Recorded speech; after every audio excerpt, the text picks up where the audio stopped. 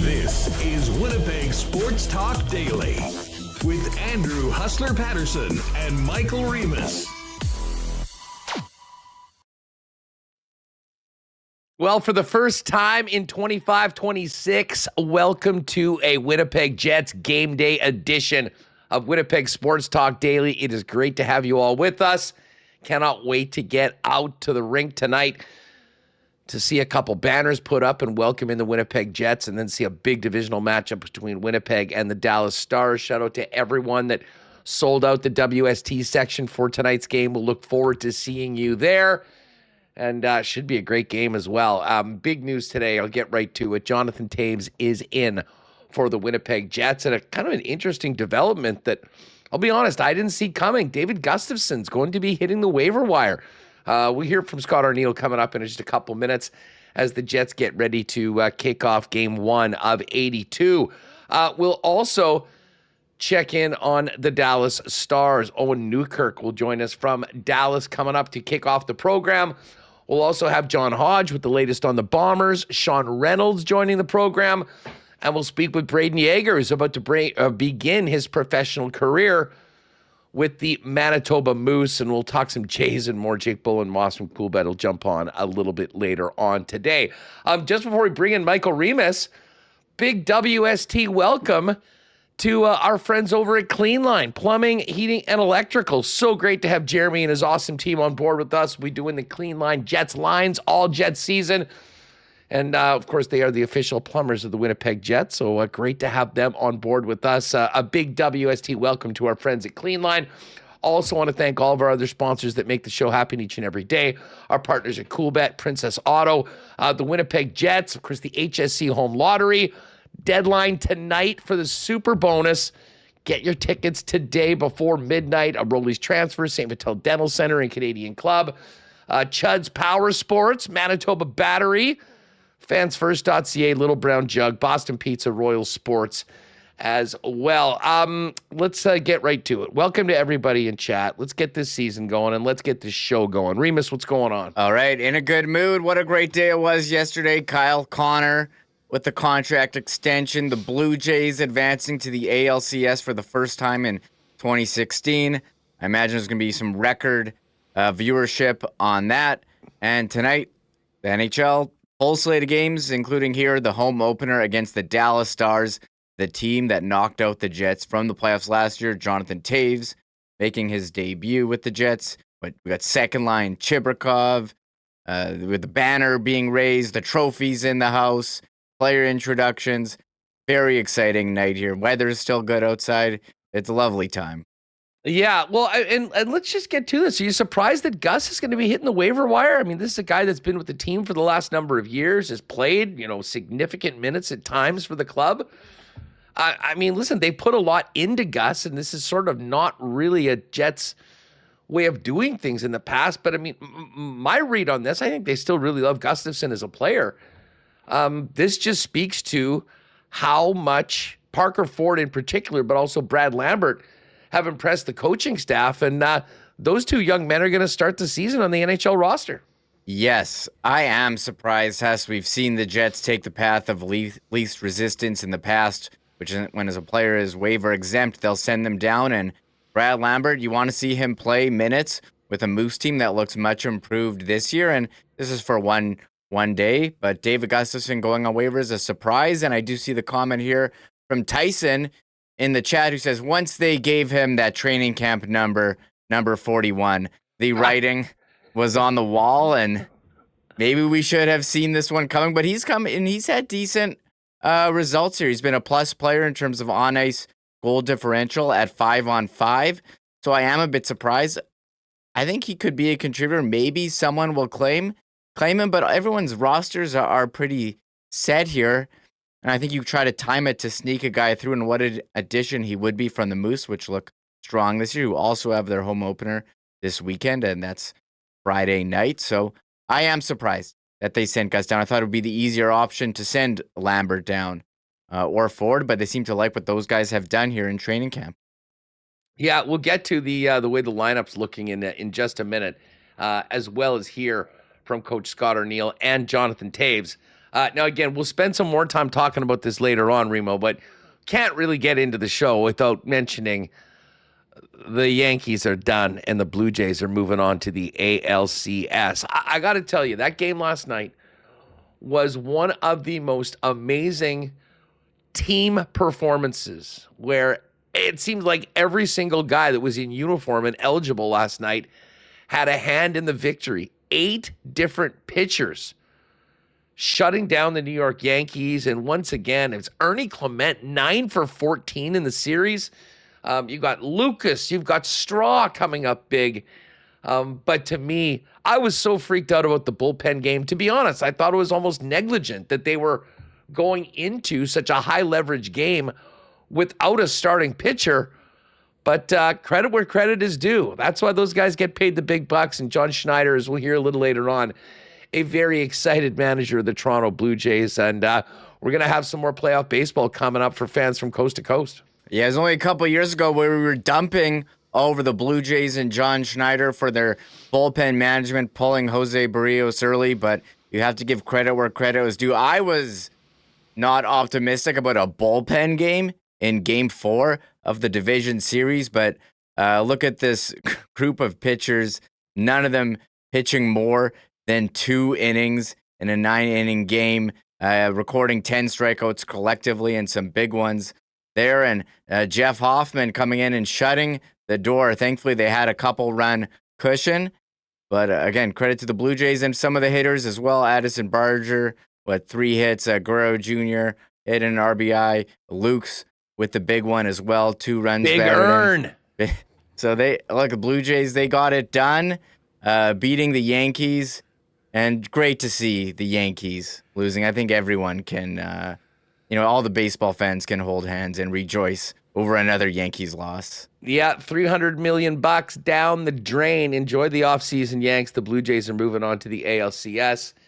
And whether you did it last night live or would just like to peruse social media, there is some incredible content of Yankees fans and Yankees media completely crashing out after the Jays sent the Yankees to the golf course last night. We'll touch on that when Jake joins us a little bit later on. But let's see how the lines are looking for tonight. Let's get into the Jets lines presented by Clean Line Plumbing, Heating, and Electrical, your local leader for over 40 years and the official plumbing service of the Winnipeg Jets. Captain approved. We'll have to get that Adam Lowry Clean Line spot and put it up there. But again, thinking about lines, we got them for you. Here are the projected lines tonight for the Jets in game number 1 against the Dallas Stars. No surprise, it is the newly re-signed Kyle Connor on the left side, Mark Scheifele and Gabe Vilardi on the top line. And no more guessing. No more waiting. Jonathan Toews, it's go time. He's back in the National Hockey League in his hometown. He will center Gustav Nyquist, who makes his Jets debut tonight. And Nikita Chibrikov will be on the wing in place of the injured Cole Perfetti. Vlad Nemetsnikov in between Nino and Alex Iafallo. And Morgan Barron in between 2 new Jets, Cole Koepke and Tanner Pearson, who both make their Jets debuts tonight. Without Dylan Samberg, this is how the blue line is looking. Morrissey and DeMello, Hayden Fleury getting the spot on the left side with Neil Pionk, and then a lot of beef on that third pairing. Logan Stanley and Luke Shen will be the third pairing tonight, and no surprise, Remo, that the MVP, Hart Trophy winner and Vezina Trophy winner Connor Hellebuck is getting the nod from Scott Arniel tonight. That is the way the Jets are shaping up for our projected lines tonight, presented by Clean Line. What do you think? I think these are the Jets lines. I'm excited to see a couple new faces in the lineup this year, as you mentioned, Nyquist, Koepke, Pearson, Toews. So a bit of a different look than we've seen, but a lot of the same familiar faces, Morrissey, Connor, Scheifele, Velarde, who now are locked up, till 2031, that top line. Pretty impressive stuff. And yeah, you want to see what the new guys look like, but also, the guys that we've seen from last season. So I'm excited. I'm excited for the intros, all the pregame, the pregame ceremony, banner raising, trophies being in the building. I even get a Slurpee now at Canada Life Center because you can do that. So hockey. Yeah, you must have been jealous missing out on the first Slurpee night. You had had that dinner, couldn't make it out. Yeah. Tonight's the night, Remo. You can get your Slurpee. It's right outside our section. It should be fun. By the way, just speaking of, before we hear from Jonathan Toews, for everyone that's joining us tonight for WST, I know I said that I would assume that we'd just be able to get in at 5:30 when the doors open to the crowd. If you do want to go early and grab a spot before the main doors open, check the email that the Jets sent out with the information on your drink that you'll be able to use through the Jets 360 app. Our spot this year, pregame, is going to be the craft beer corner in section 310. So it's just the opposite corner on that Graham side. And gate 6 is where you enter.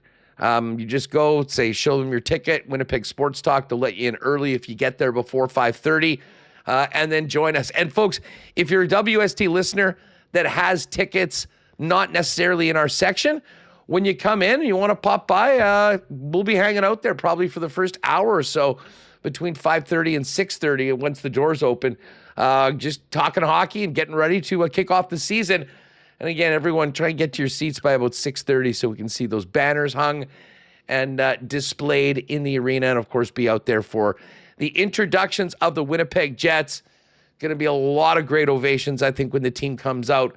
Maybe none bigger than the one for the hometown guy, Jonathan Toews, who's making his debut tonight in his return to the National Hockey League. Here's Toews, who spoke this morning after the morning skate on just the emotions he's feeling as he concludes a long journey back to the NHL. Not yet. I mean, it's morning skate, so try not to get too ramped up yet. I would like to see mom and dad up in the crowd, even at this stage of your career.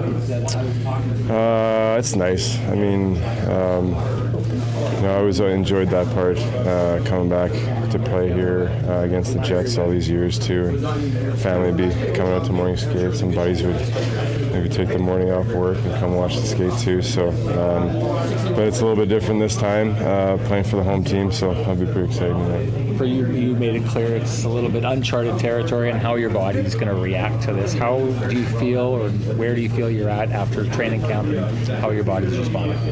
I mean, I just feel I'm at that point where I kind of want to stop talking about it. I just want to go play hockey and be part of this team. And it's a long season. Guys work really, really hard just to get here to the first game, to have the opportunity to suit up for the NHL Hockey Club. And there's a lot of challenges that come your way throughout the year. It's just fatigue and trying to recover and trying to deal with little minor injuries that pile up here and there. So it's the same for everybody, and I'm just happy and grateful to be back at that point where I know I'm confident I can go contribute to this team and put these last few years behind me and just go enjoy this life once again. Yeah, number 19 in your program tonight, Jonathan Toews making his first game appearance for the Winnipeg Jets, the only other team he'll have ever played for in the National Hockey League after a Hall of Fame career, winning all those cups and awards with the Chicago Blackhawks. He's been integrated into the team over the course of training camp in the late summer. Jonathan Toews was asked about his impressions of his new team's culture going into the season. Well, it's really cool to see. Obviously there's guys that have been here for a number of years now, and hearing them talk about when things maybe weren't quite the way they are now, you come to understand that they've grown as individuals, they've grown as players and as people, and a big part of that culture is because of their leadership and the example they're setting. So it's fun to just kind of jump on the wagon and kind of feel the energy and the chemistry that this team has. I've said it from day one, there's a lot of communication when it comes to just how they play, but also how everyone kind of goes about their own routine together. It's fun to see. There's a connectedness and kind of a maturity that you don't see very often, and it's fun to be a part of and slowly kind of find my way and my place in this locker room. And, and hearing Jonathan Toews say that, I mean, I don't think anyone would know more about, what it takes to win and the type of players that, make up a winning team and a winning culture. And I just have to say, I mean, what a great environment for players like Chibrikov and Lambert and Parker Ford and eventually Elias Salmonson to come into the National Hockey League with that kind of standard that was set over the past number of years. Here's one more from Toews. And he was asked if, there's parts of being a pro that he sort of forgot he enjoyed during his time away from the game.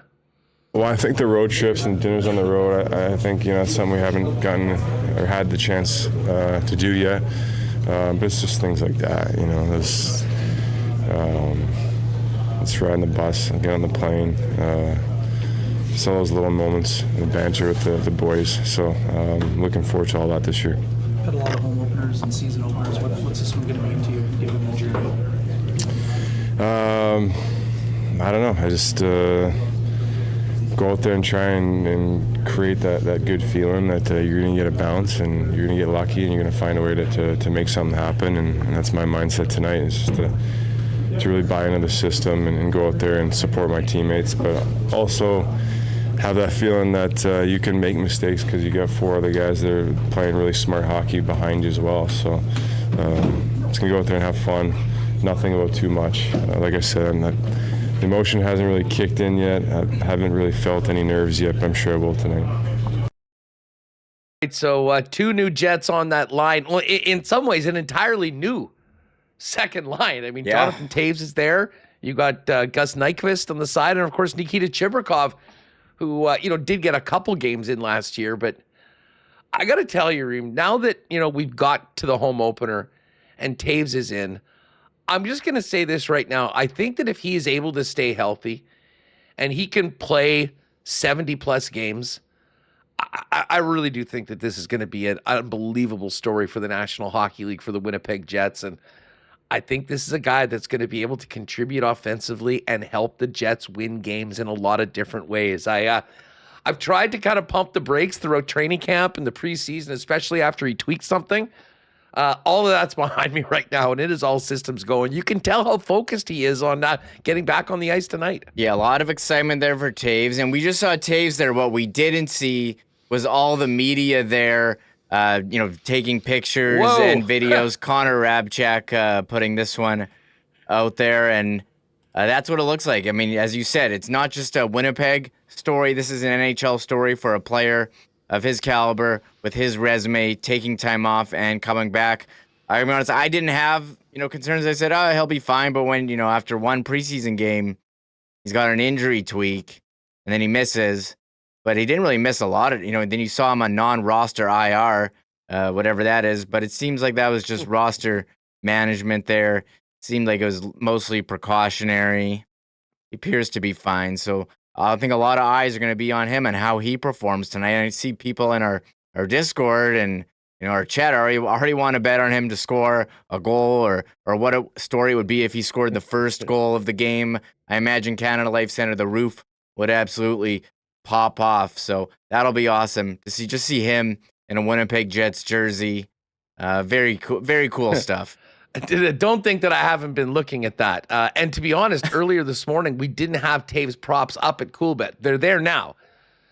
Plus 161 to get a point tonight. Oh, in. Plus 460 to score in his return to the National Hockey For League. sure. I think yeah. We might need to cook. Up something.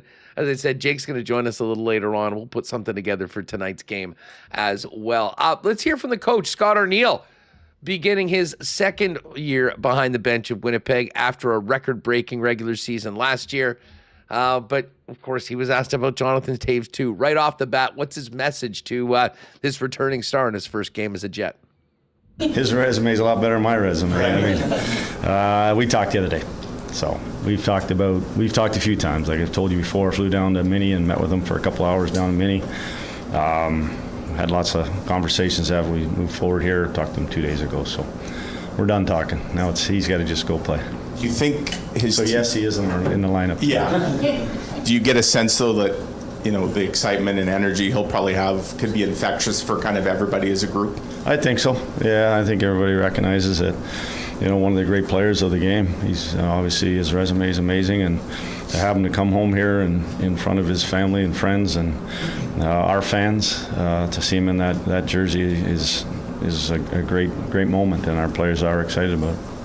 You obviously knew him from coaching against him. What have you learned about him, seeing him on a daily basis here? He's everything advertised. He's intense. He's driven. He's in fantastic shape.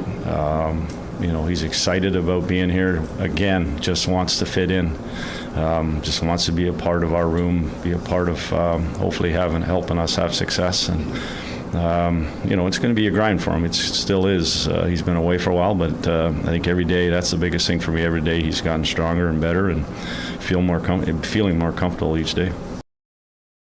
All eyes on 19 tonight when the Jets are introduced, and of course the puck drops tonight.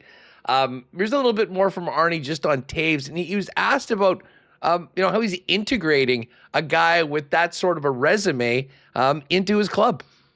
Everybody's just real excited about this moment to finally be out of training camp and to get this season started. But with Jonathan, I've just said it's just a day at a time. Like every day is going to be different.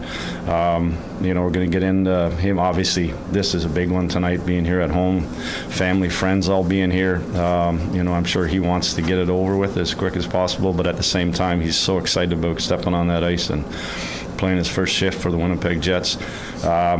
But as we move forward, it's as the schedule becomes a grind, he's gonna kind of have times where it's going to be tough on him, just like it's going to be as it will be with a lot of our players. And the biggest thing I said to him was just take a day at a time, and that's just we'll play things out as they go. And 82 games, it's a grind, and so he just has to take each day and move forward.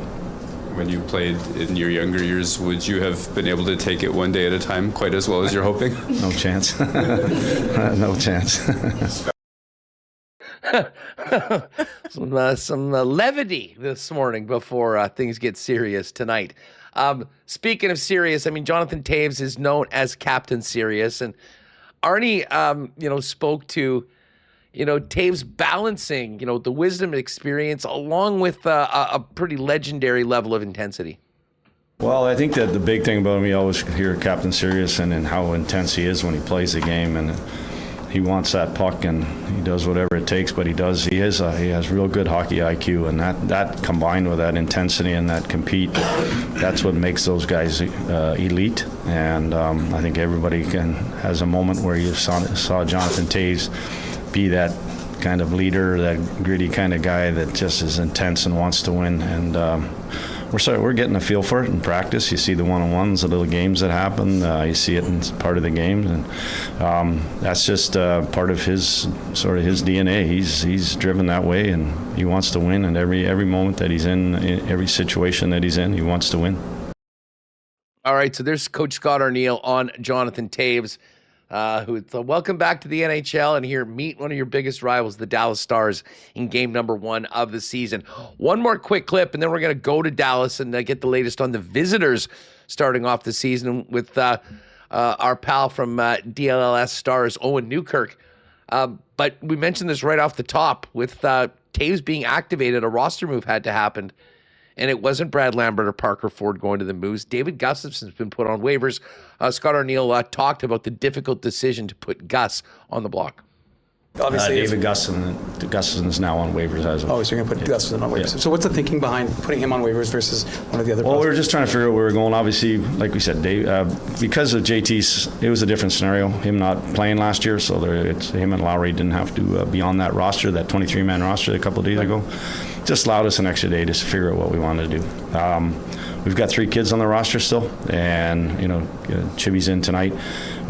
We feel that they're part of our future, and we just feel like this is how we want to move forward. And don't ask me when and how they're all getting in, but we're going to try to find a way here.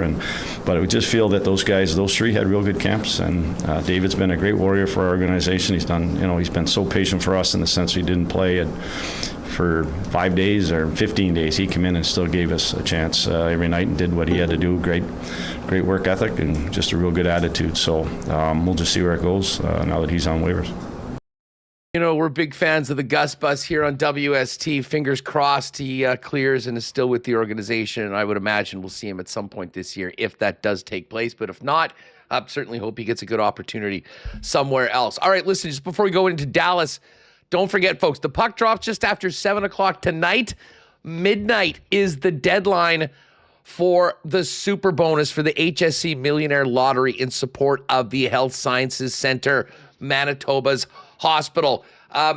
If you get your tickets by today, you'll be in for over $73,000 of prizes, including $55,000 in cash, or a 2026 Toyota 4Runner SR5 valued at $57,700. There's also a great Jets package with $25,000 in Indigeno travel vouchers and $20,000 cash, and $4,000 prizes of gas and groceries at Red River Co-op. Of course, you'll also be eligible for the other early bird draws, the Grey Cup bonuses, and of course, the grand prize to be Manitoba's next millionaire, one of 5 dream home packages or $1.25 million in cash, tax-free.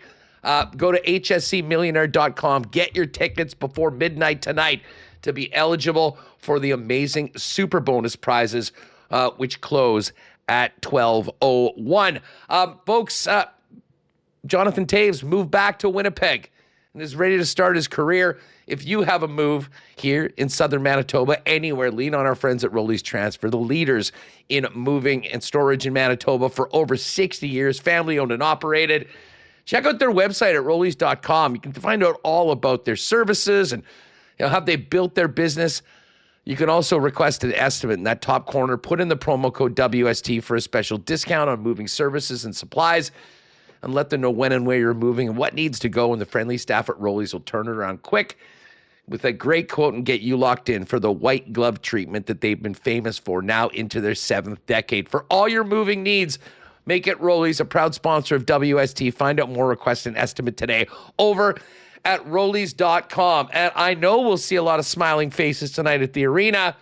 Speaking of smiles, if it's been a minute since you've had that grill checked on, or you're looking for a spot where you and your family can get dental services for years, generations of Winnipeggers and Manitobans have trusted St. Vital Dental Center over the years, and our pal Dr. Terry and his wonderful staff would love to take care of many Winnipeg Sports Talk listeners, as they already do. Beautiful new facility at 167 St. Anne's, convenient free parking in the background, taking clients from 6 months to 99 plus, with a full array of dental services, from cleanings and checkups to things like dental implants. Find out more, book an appointment today, stvitaldental.ca. Let them know the boys at WST sent you. Just as we bring in Owen, there'll be a lot of cheersing the return of Toews tonight.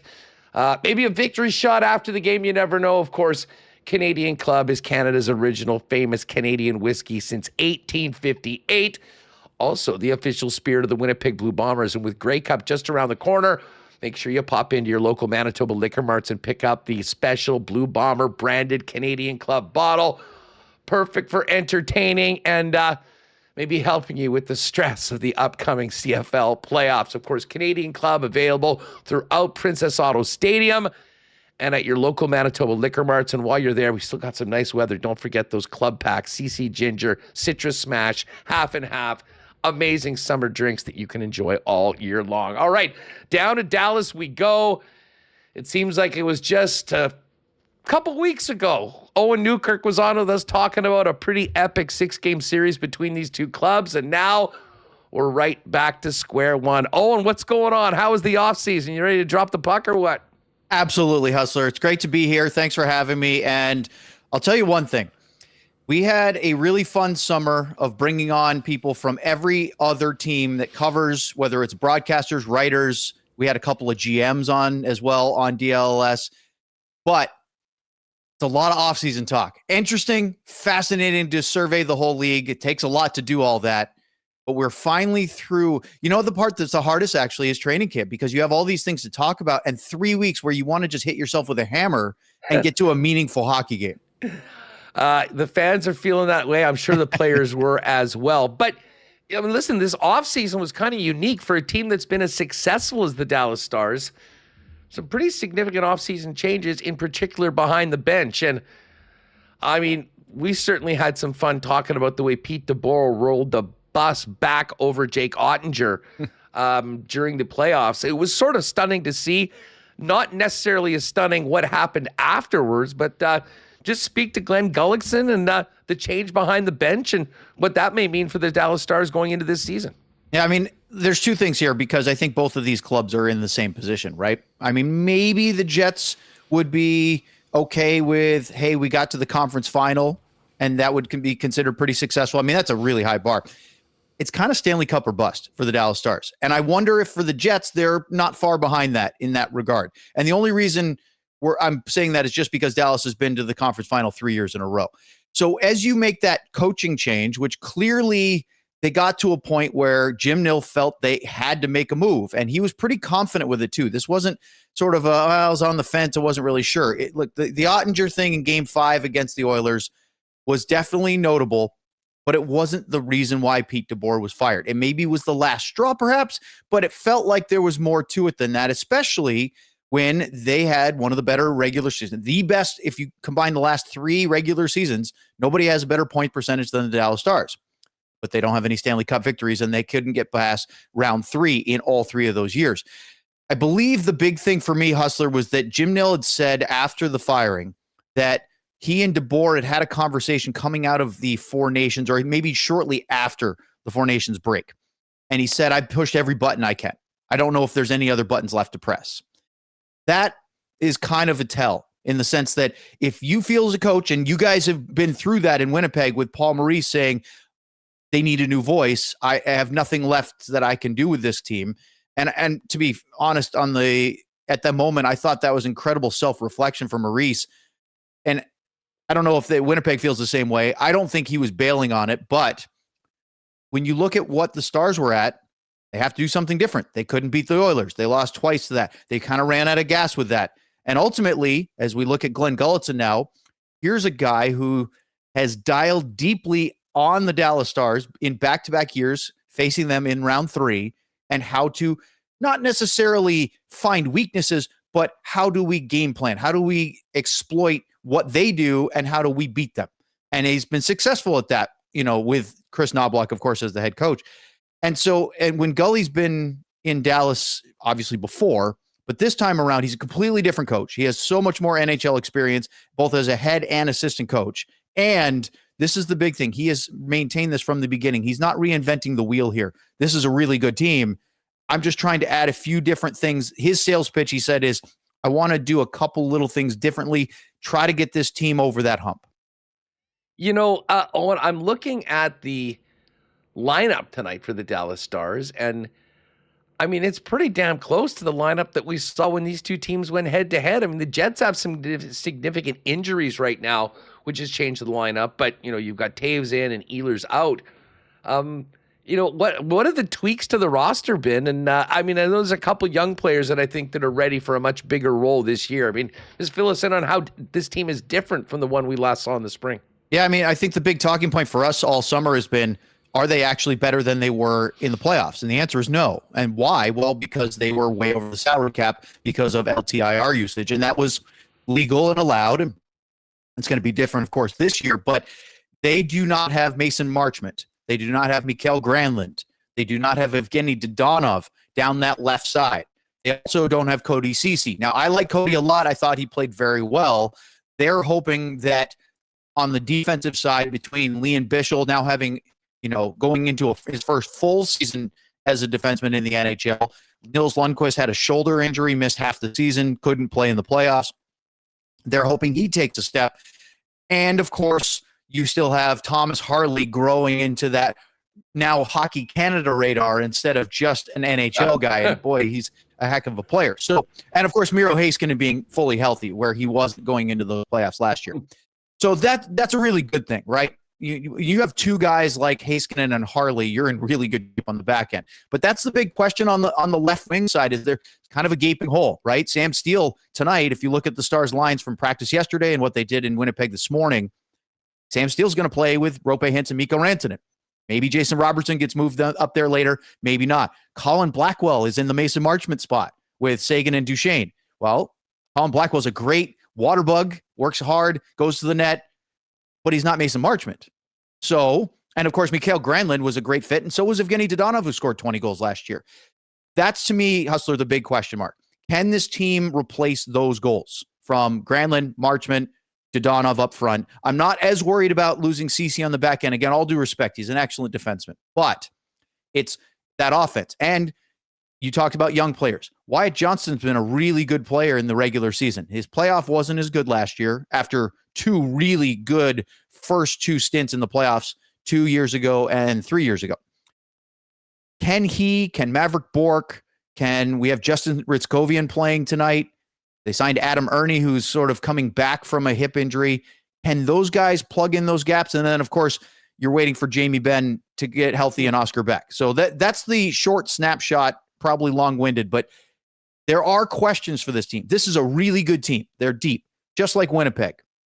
Is it enough? We'll find out. You know, you mentioned one guy that I wanted to touch on. It's Maverick Bourque. And Bourque has been a guy that, a high draft pick, really successful in the American Hockey League. He, like a number of young players maybe in Winnipeg, kind of, unfortunately the victim of a really strong, really deep roster in the past.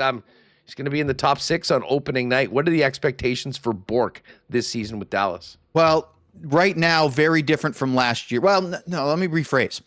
It's changed because of preseason, believe it or not. Because last year, he came off an AHL MVP season 2 years ago. And so last year, he was coming into the year, and everyone was pretty excited. Can he, and at the time, Logan Stankoven, who had a great synergy with the AHL's Texas Stars, can they carry that over into the National Hockey League? And he didn't. Part of it was Maverick Bourque got hurt right at the beginning of the season in training camp during preseason, and that set him back. And so now you have a young guy trying to make his mark as a skill guy in the league, and he doesn't have his full physical health. And that was tough for him. And a deep roster. As Andrew, you said earlier, it's like he's trying to push his way into getting power play time, but if you're hurt and not playing at your full strength, you're kind of playing with one arm tied behind your back. So he didn't have the kind of season that he wanted to. But one thing that Maverick Bourque is very confident in himself. And we had him on our show, and he said, I did not feel great because of that injury, and I was chasing it all year. This year, now again, it's preseason, and what does preseason mean? Absolutely nothing, except for when you win most of your games and everybody feels great about it. It doesn't matter. So what happens? Well, Bourque has looked really good. And even around the team, other players are talking about they think he's poised for a breakout. And that's the guy they kind of need to make up for the losses they had over the summer. I'm encouraged, but again, what is it? We have to see it first. Owen, before we go, you mentioned the Hockey Canada radar. Team USA's radar, I'm sure, is on this game tonight. We know the rivalry between these two teams. There's also the top 2 goaltenders for the United States looking for that Olympic starting spot. Is this just another game for Jake Oettinger, or are the stakes a little higher knowing the guys at the other end of the net and what's at stake for the Olympic Games? This is never just another game for Jake Oettinger, and he's admitted it. And some people go, aren't you worried about Stanley Cup? Yeah, but he's also thinking about Team USA, and he always will. And I don't think that takes away from his game at all. And I don't think that Connor Hellebuck has any detriment in his game because of knowing Team USA. Now, the big question I think that both of our fan bases have been asking is, did Jake Oettinger winning that playoff series and USA losing the final of the 4 nations help move Jake closer to maybe supplanting Hellebuck as Team USA's starter for the Olympics? I don't know if I have an answer for that. You would think, oh, well, he did beat him head-to-head in the playoffs, so that's a notch in his favor. Well, Connor Hellebuck's a multi-time Vezina winning goalie, so I think that the form of those 2 goalies over the next 3 months will be more important than anything we saw last year or even the playoffs. whichever goalie, and it's closer now maybe because of that playoff win for Dallas. But I still think whichever goalie is playing at close to his peak form when they hit February at the start of the U.S., but I don't think this year will be that upset to use both of them in that Olympic tournament. Well, it just adds another level of intrigue to this one tonight. Owen, great to have you on the program. Here's to a great season. I know we'll be chatting later on, and maybe seeing you in Dallas again at some point in the spring. Enjoy the game tonight. Thanks so much for doing this. That's always a pleasure, and if you're coming to Dallas, we'll definitely bring you in the studio. Love it. There's Owen. Check out DLLS Sports for the latest on the Dallas Stars. Owen and the gang do a great job there covering that and the National Hockey League. Lots of Central Division focus as well.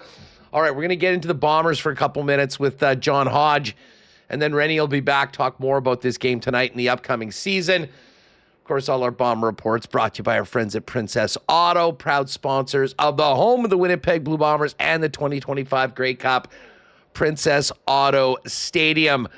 Princess Auto, founded and headquartered right here in Winnipeg and now coast to coast, but with 3 Manitoba locations, is where you'll find the best deals on the most unique assortment of tools and equipment around. Everything you need to complete the projects on your list or start something new waiting for you at Princess Auto. So pop by and see them in store today or shop online 24/7, 365 over at princessauto.com. Well, listen, hockey season is here. I know our pal Derminator and the rest of the great people at Chud's Power Sports are ready for the game tonight. And, of course, ready for what's to come in once the snow starts flying. If you get to their website right now, you can keep your eyes on the prize with some amazing snowmobiles for the upcoming season. Of course, snowmobile season is lurking around the corner, and they've got scream-worthy savings starting now on Polaris and Arctic Cat sleds before the snow creeps in. But they have so much more. I mean, some of these vehicles, these King quads they've got, I wasn't familiar with Argos and Sasquatches. Now I'm sort of obsessed with them by looking at what they've got on this website right now. Of course, the best in ATVs, UTVs, RVs, and ice houses. Chud's Power Sports has it all with the most experienced staff in the business. Over 130 years of experience to help you get the right choice with great financing options and so much more. Commitment to the community in Gimli is legendary. Pop by and see the Chuds folks, the corner of Highway 8 and 231, and online at chudspowersports.com. We'll also be cranking out our Chuds Power Sports Power Poll tomorrow for the National Football League, and of course our top 5 teams heading into the season in the National Football League. By the way, great clearance options on gear and accessories at their sister site, truenorthparts.ca. And hey, big cheers to our friends over at Manitoba Battery. Donnie and the gang have had a great summer, and now it is time to thank you, Winnipeg, because it's Thanksgiving season, and they want to say thanks for keeping it local, for trusting Manitoba Battery to keep your vehicles running and help Manitoba Battery grow, now with 2 Winnipeg locations. It is Customer Appreciation Week next week from the 14th to the 18th, and to celebrate, all automotive batteries are just $99. You heard that right. Plus, they've got giveaways, prizes, and games all week long, including your chance to win a $500 Visa gift card.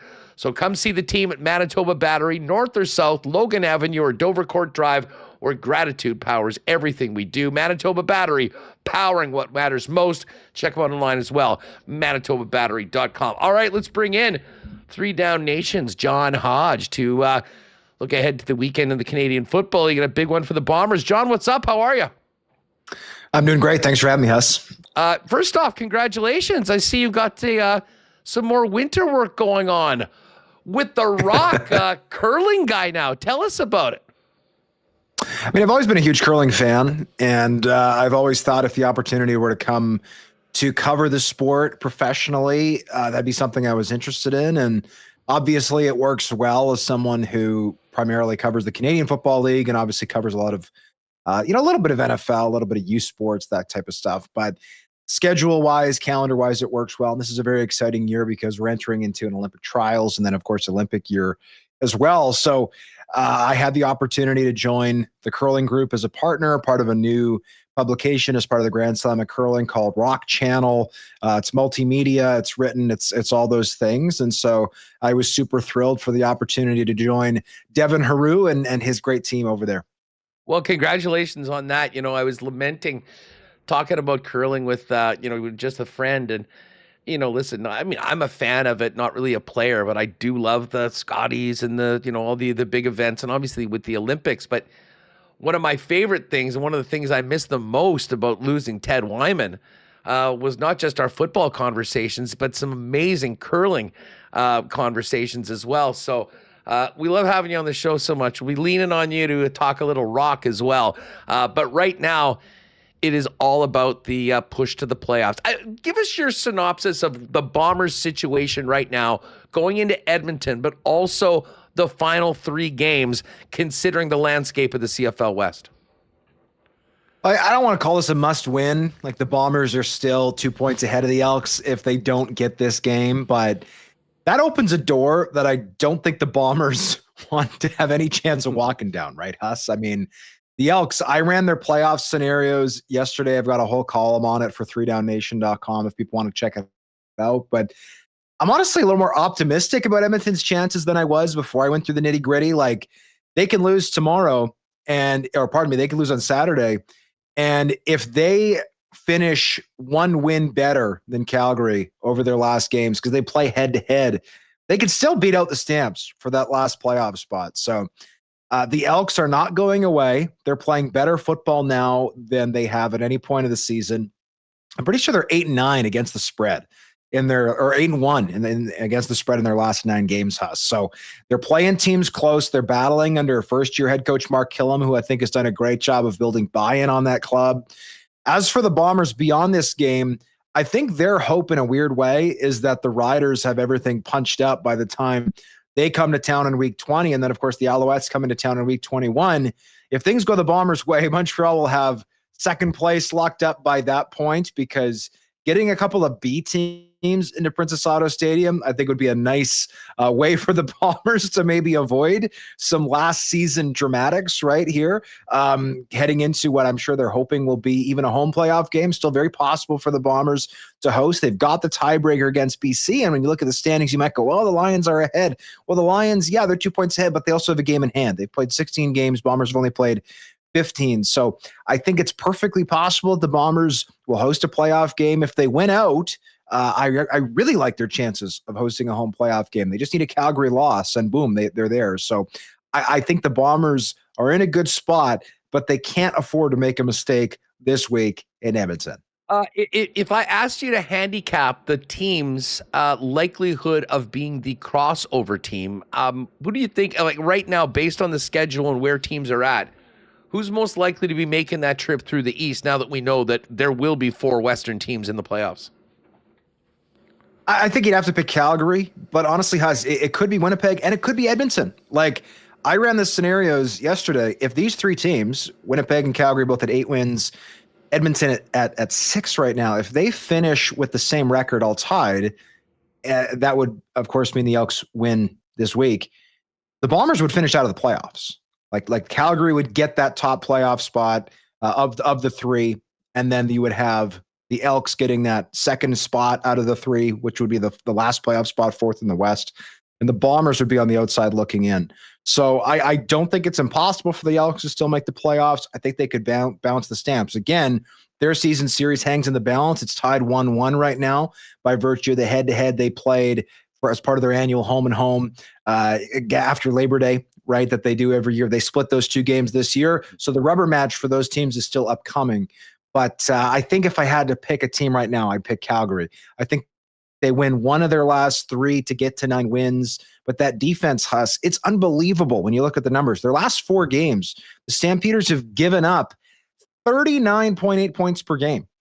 Over their first 13 games, they gave up 19.5. Like, they are literally giving up double the production. And that's all, in my opinion, due to the injuries that they've had up front. Jalen Hutchings, Falar, and Ramlade, the latter of whom is out for the rest of the year, have really limited that pass rush. So I see the Stamps. If I had to pick, I'd pick Winnipeg, making it cleanly, Calgary is the crossover and Edmonton's out. But I can't impress upon Winnipeg Blue Bombers fans enough. Nothing is locked up. The Bombers can finish as high as 2. They can also finish as low as 5. Just clarity, how does the 3-way tiebreaker work? We know how the head-to-head tiebreaker works, but I mean, if 3 teams are tied, I mean, what is the first tiebreaker? And I mean, how does that all shake out? So great question. So, and I ran my stuff by league statistician Steve Daniels and also Jeff Creever. So they checked it over. They said it was accurate. When there's 3 teams that have the same record in the same division, the tiebreaker is the head-to-head within those 3. So the reason the Bombers are in a really tough spot is they went 0-3 against Calgary. Yeah. Right. The Stampeders swept that 3-game series. So if Edmonton, Calgary, and Winnipeg are tied come the end of the year, Calgary will finish atop those 3 teams by virtue of the head-to-head record. And then Winnipeg, with a win this week, this is another reason why it's important to get the win this week. If they win this week, they completely eliminate any possibility that's becoming a problem. If they lose, however, all of a sudden it becomes not that difficult to see. At that point, it would be a 7-win Edmonton team, an 8 or 9-win Calgary team, and an 8-win Winnipeg team with 2 weeks left. And if those 3 teams finish with the same record, you don't want to be the Bombers in that equation. John Hodge of 3 Down Nation is with us. John, we're going to start talking about awards, and I want to get back to the Bombers and the Elks in just a minute, but who would your favorite be for the MLP right now?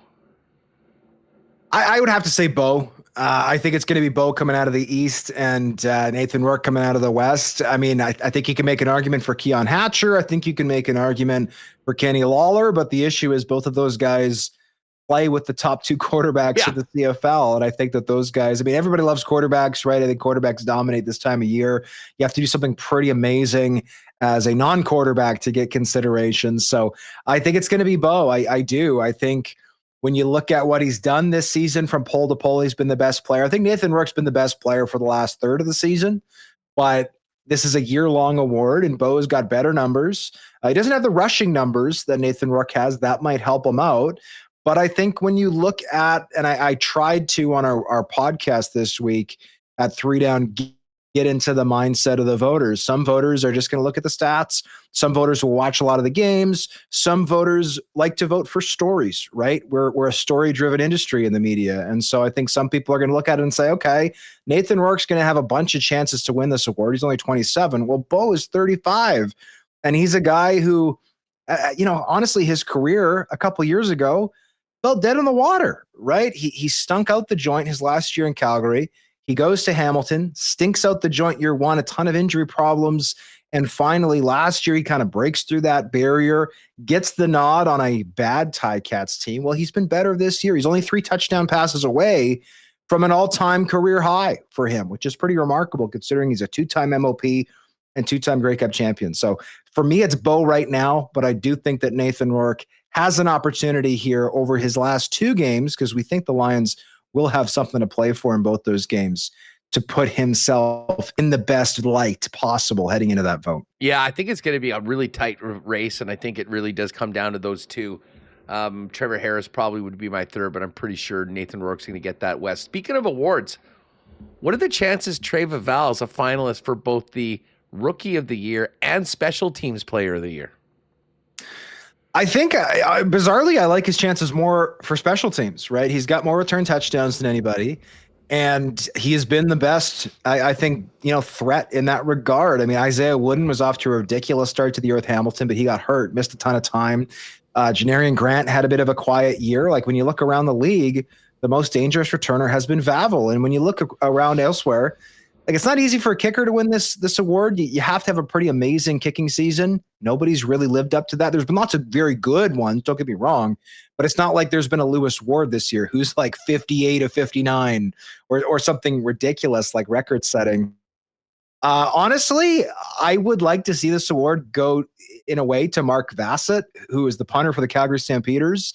He's also up for most outstanding rookie. And the reason I say that, his net punting average is 43 yards this season. That's 7 yards better than average. It's off the charts. It's insanely good. And it's one of the reasons that the Calgary Stampeders have been so great this year, because every time they exchange punts with their opponents, they basically gained 7 yards of field position, which is wild. But I think Vavel will end up getting this look. And on the rookie side, I just tweeted today a list of, obviously the CFL's official list came out of the eligible players for most outstanding rookie.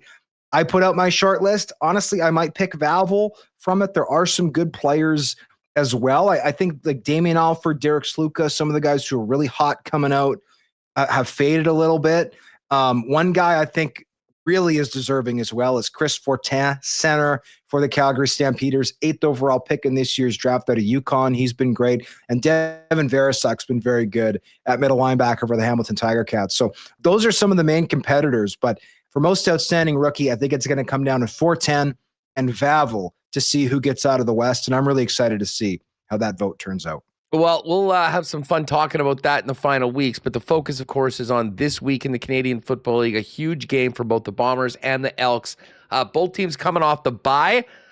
What's been kicking around practice, and in particular, what are we hearing about the potential availability of Nick Dembski, who's been away and I believe has been listed as doubtful?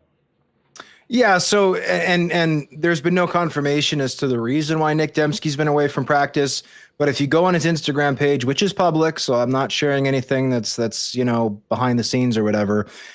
He and his, I don't know if it's a wife, girlfriend, partner, but they're expecting their second child. So I would imagine that that's the reason. Again, that's unconfirmed, but Nick has publicized that information himself. So I think it's fair to point that out.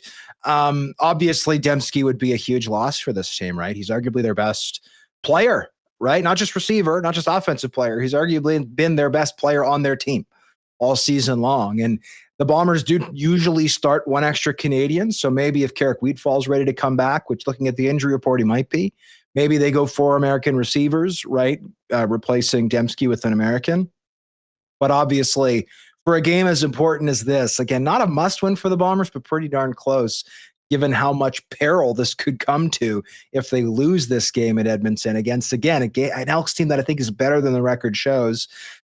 They need all hands on deck here, and Nick Dembski would be sorely missed. So we'll see what happens. The Bombers have listed players as doubtful before and had them play, right?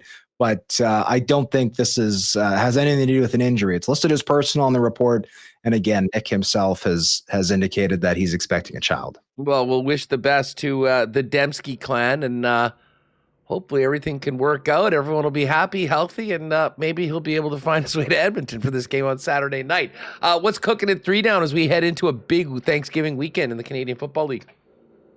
Well, I would say the biggest thing is we're gearing up for our annual free agent lists. We've got 2 teams, of course, that are out of playoff contention. So we're working on our Red Blacks and Argonauts free agent lists and all kinds of goodies leading into the end of this regular season, into the postseason, but also some of it taking a look ahead, of course, to 2026. All right. Thanks so much, John. Appreciate it, buddy. Thanks, Huss. Anytime. Good stuff. All right, we're getting back to the Jets. Rennie's coming up in the program, and Braden Jagoer is going to join us live as well at the bottom of the hour. But if you popped in a little late, we did our Jets lines today for the first time this season. Of course, they are brought to you by Clean Line Plumbing, Heating, and Electrical. For 40 years, the leading in commercial and residential plumbing services, locally owned right here in Winnipeg, and great sponsors of the Winnipeg Jets and the official plumbing services of the Winnipeg Jets. And if you've seen around town the Clean Line Adam Lowry ads, you know that Clean Line is captain approved. A big WST welcome to Jeremy and his great team over at Clean Line. It is great to have you on board, and looking forward to a great season with Clean Line, the Winnipeg Jets, and of course our lines brought to you by Clean Line Plumbing. You can find out more on their services, even emergencies when you're in a jam, at cleanline.ca. We will get to fan feedback a little bit later on. If you're looking for a great spot to watch the game tonight, though, BP is going to be rocking. Man, the Boston Pieces last night were a zoo for the Blue Jays games. I mean, it is so much fun getting out with other fans and watching these high-stakes games. And, of course, lots of football. We got a primetime game tonight, but all eyes are going to be on the arena. Now, the building will be full. Get together at your local Boston Pizza for the first of 82. Pick a player contest at local Boston Pizzas, where if the player you pick scores a goal, you can win great prizes from Boston Pizza. And the one thing you can count on, the big game on the big screen, ice-cold schooners, world-famous BP wings, gourmet pizzas, and more. And if you are staying at home tonight to watch the game, order it hot and fresh to your door at bostonpizza.com. Well, we're going to see a bunch of Toews jerseys in the crowd tonight. If you've been waiting to see, okay, is it going to work? Is he going to play? Well, guess what? He's in. If you want to pick up that Jonathan Toews jersey or any Jets merch for the opener, get on down to Royal Sports, 750 Pembina Highway. The leaders in Jets merchandise with the biggest selection you will find literally anywhere. Lots of great Bomber gear as well as we get ready for the push to the playoffs, NFL merch, and the biggest and best hockey section in town as the undisputed hockey superstore for over 50 years right here in Winnipeg. Head on down, check it out for yourself. Royal Sports, 750 Pembina Highway. Check them out on Instagram as well at Royal Sports Winnipeg for the latest merchandise drops and sale information. All right, Rennie's just about ready to go. Before that, let's give a big cheers to our friends at Winnipeg's favorite local brewery, Little Brown Jug. You train day in and day out, learning new techniques, approaching new concepts, and living out the thrill of achieving your goals. Building a craft beer is no different. While you spend your hours on the ice, we spend ours here, brewing our trademark beer. Again, and again. Here's to pushing the status quo and challenging ourselves to build something memorable. 1919 by Little Brown Jug.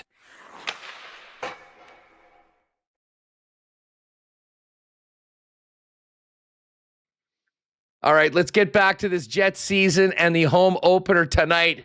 Welcome in our good friend, the national media himself, Sean Reynolds, who I assume will finally be teaming up with this tag team partner, Ken Wiebe, tonight on a little K&R post-game action. Rennie, what's up? You ready to drop the puck or what? Oh, I'm ready to go, Huss. I am ready to go. It's been far too long. Preseason hockey just does not do it. Time for the real thing. Hey, you were down there today. There was plenty of national media in town. This game and, of course, the return of Jonathan Toews has a lot of buzz, not just here in the city, but around the NHL. Yeah, and it's interesting with the Jets. You can tell to a degree they don't want too much of the spotlight to be on Jonathan Toews because, let's be honest, you got the President's Trophy winning Winnipeg Jets, a core that has been driving that and getting better and better for years, and you kind of want to make sure that those gentlemen are front and center, but it's just kind of hard not to talk about the story of Jonathan Toews. There he is, hometown boy, maybe. Personally, in my estimation, the greatest hockey player the province of Manitoba has ever produced. I mean, the idea of that player coming back, playing in Winnipeg, his parents up in the crowd for the morning skate. These are the kind of storylines that are, especially if Jonathan Toews comes back and is able to do what a lot of his former teammates think he's going to be able to do and be an impact player, has the potential to be a real storybook, next chapter in Jonathan Toews' career. Yeah, you know what? Listen, I'm with you, and I kind of laid this out earlier on, but I mean, I didn't want to spend too much time talking about it until we got here today. Have him in the lineup, completed this incredible comeback, the amount of work that's gone into getting healthy again and then getting into playing shape. But I cannot help but think, Sean, that this is just the beginning for Toews in a way that there was no way that a guy with his resume and his accomplishments was coming back just to say, I got back to the league. I played a small role on a team. I mean, and it's very clear, like he doesn't talk a lot about it, but this is a guy that's coming to help this team win hockey games, to be a difference maker. And I got to say, I'm buying Jonathan Toews stock right now. Where are you at on what Toews can do for this team and what a positive, a really good season would look like for a guy that's done so much in this league? Well, I've been bullish on him since the beginning. I know a lot of people aren't. There was a line that was used. Someone was talking about to me about it, said that their group of guys were really kind of down on Jonathan Toews. And I mean, I don't agree with it, but it's a great line. A guy said that the Jets have gone and signed the ghost of Jonathan Toews, right? I don't see that that's going to be the case. I've been very bullish on him since the beginning. To your point, I think, I think that's a little bit of an overplayed storyline. I don't think any star football, hockey, baseball, basketball player has ever come back to just be an average player and be okay with that. Like once you're a star, that's what you're driven to be. So we knew from the beginning that Jonathan Toews, if he was coming back, was going to be coming back to try and beat Jonathan Toews. But it's just the idea of whether his body can hold up or not. I believe it will. From what I'm seeing from him, I think that had a really interesting conversation years ago with Brian Little, where he was telling me about just little foods and like he tried this and the way it would affect his body. And what I learned then is like your average hockey player or professional athlete has this understanding of their body when things are right or wrong that just a regular person does not have.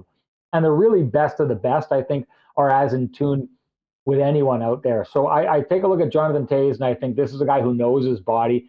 I think he knows he likes where it is. I'm watching him on the ice. I see him snapping the puck around. I see him finding ways in a league that's got faster and faster to still be winning competition drills with the other best Jets players in practice. He's going to be driven. He's got the pedigree. He's got the leadership. I've said it on our preseason or preview on Kenny and Rennie. I think he gets over 50 points this season, which I think would be a monster addition to the Winnipeg Jets. I see it happening because I like what I'm seeing of him in camp. He doesn't look slow to me. In fact, he's got all those markers of the guy that catches your eye on the ice. And so I think that's going to start translating to regular season hockey. And this is going to be a swing for the fences moment for the Jets. And I think they're going to put that one over the fence. Normally, the record-breaking contract signed by Kyle Connor would be the big story going into today, but it really is starting with Jonathan Toews. But just quickly, I know you're a big Kyle Connor fan, and I was reading your tweets and comments yesterday. This is a deal, Sean, that you think is going to age very well for the Winnipeg Jets. Just thoughts on getting to the finish line and getting this done before the start of the season for the Jets' most important offensive cog.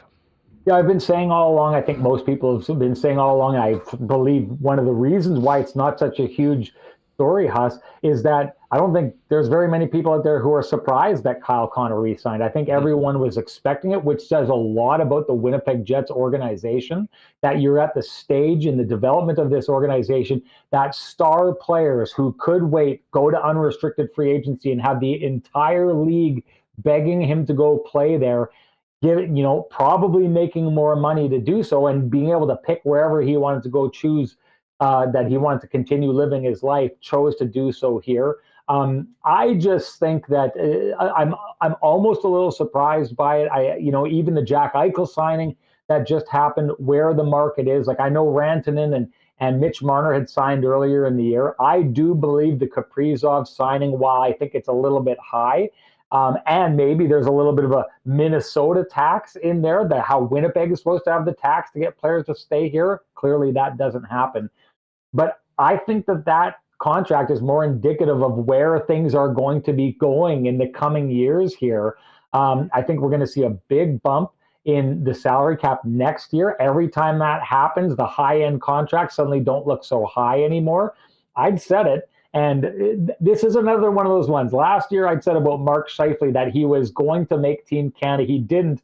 And my line that I love to use after that was like, Rennie wasn't wrong. Team Canada was wrong in that situation. I thought Kyle Connor was going to get $14 million.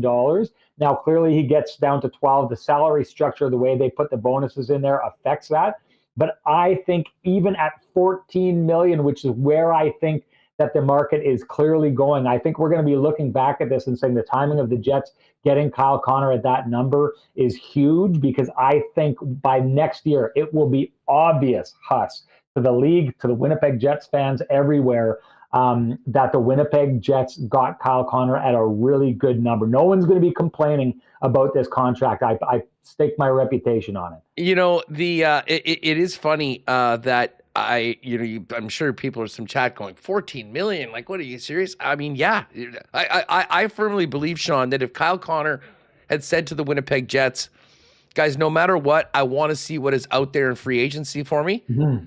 I think that number is for sure high 13s or 14 based on having I a think number he of would've got teams looking to 15. get him.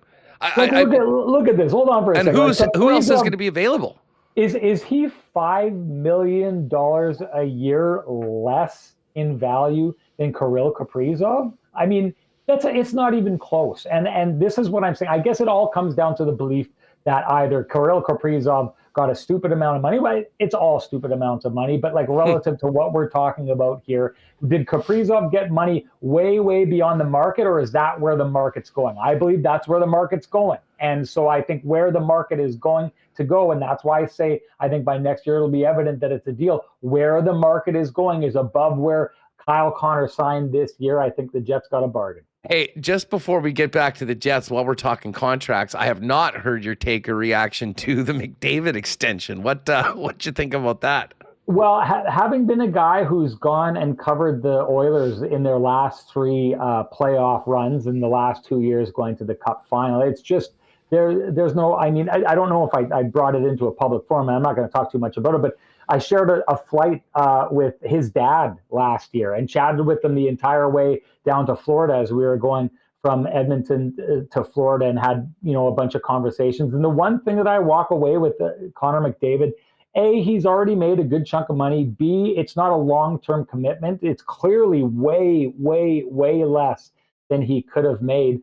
But there's a lot of, I get it. He's on the Edmonton Oilers. The Oilers broke Winnipeggers' hearts for years in the 80s. There's a tendency to hate Oilers players, and because of that, I find there's a tendency in the city of Winnipeg for people to be really sour on Connor McDavid.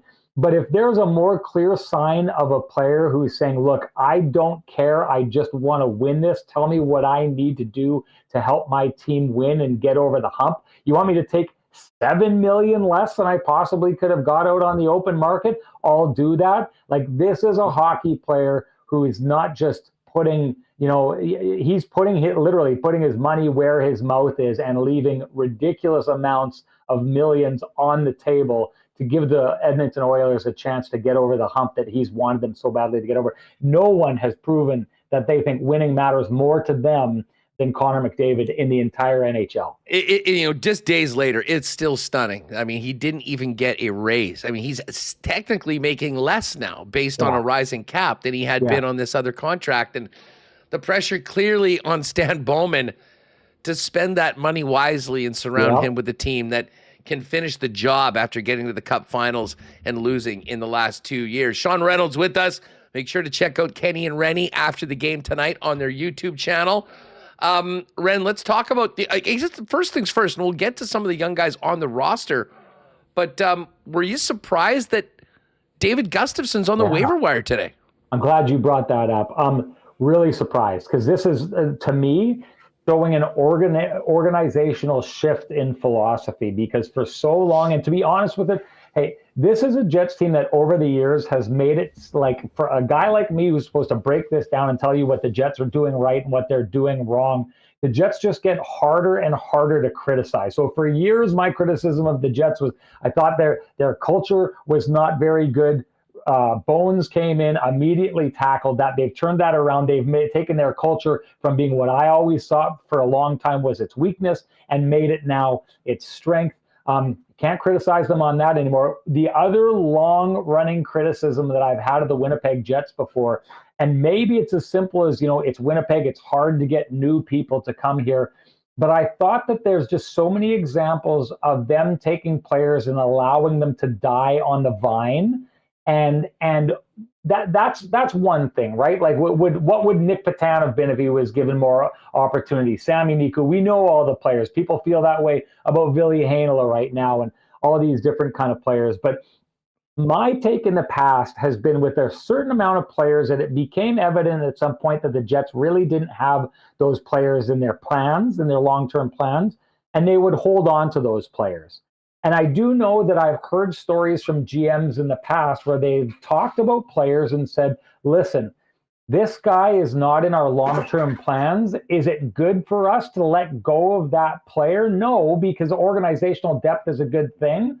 But I've heard stories about GMs in the past say, listen, that player is better off if we let them go, because that allows that person to go chase their dreams, because that opportunity will not be here. My criticism of the Jets in the past is I think there was a lot of players that they damaged because they held onto them in a spot they weren't going to get an opportunity in Winnipeg, but they wouldn't let them go free to go chase those opportunities elsewhere. I take a look and I see they did that with Ville Heinola this year, and now they're doing it with David Gustafsson. In the past, it would have been, the Jets easily could have sent down Brad Lambert. He's waiver exempt. They don't need to worry about losing him. They could have held on to David Gustafsson, but they made a move that to me clearly signals that this is, hey, David, we want you to go out and find an opportunity. I think he's a great player. I think there's lots of teams that need to round out their bottom six. I think he's going to get claimed. I think whoever claims him is going to be getting a gem of a player in the process. But I think that this marks an organizational, philosophical shift in how they treat players like this. And Huss, it's just my theory. I think it's Scott Arniel behind it. I think he is such a player-friendly coach, having been a player in the past.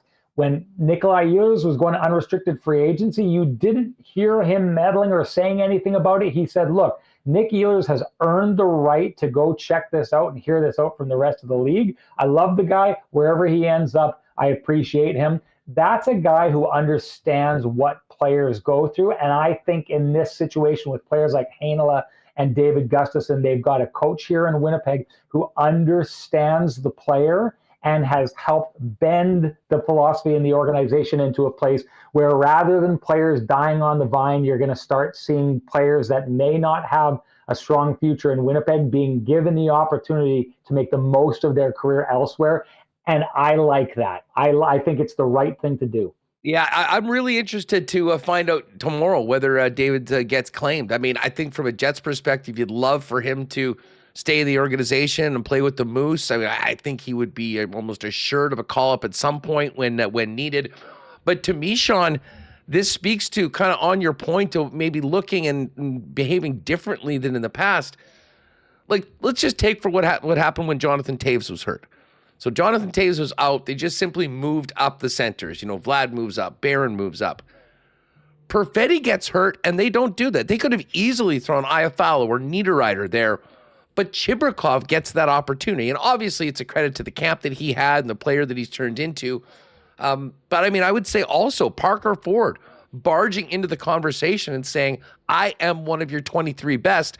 And obviously, they've liked what Brad Lambert's done, the fact that he's on the roster. And I think when you look at this team, oldest team in the National Hockey League, they realize that as much as they've got guys in their prime right now that will lead them to victories and will be the difference makers this year, waiting to get these younger players into the mix could come at a cost for this club because these guys are going to be counted on. I mean, you're paying these guys, everyone's getting raises. You need to have younger players on ELCs. And I got to say, I mean, it's quite clear that Chibrikov, Ford, and Lambert went and earned their spots at the expense of a guy that they've put a lot into like Gus. No doubt. We're talking about organizational, switches in philosophy.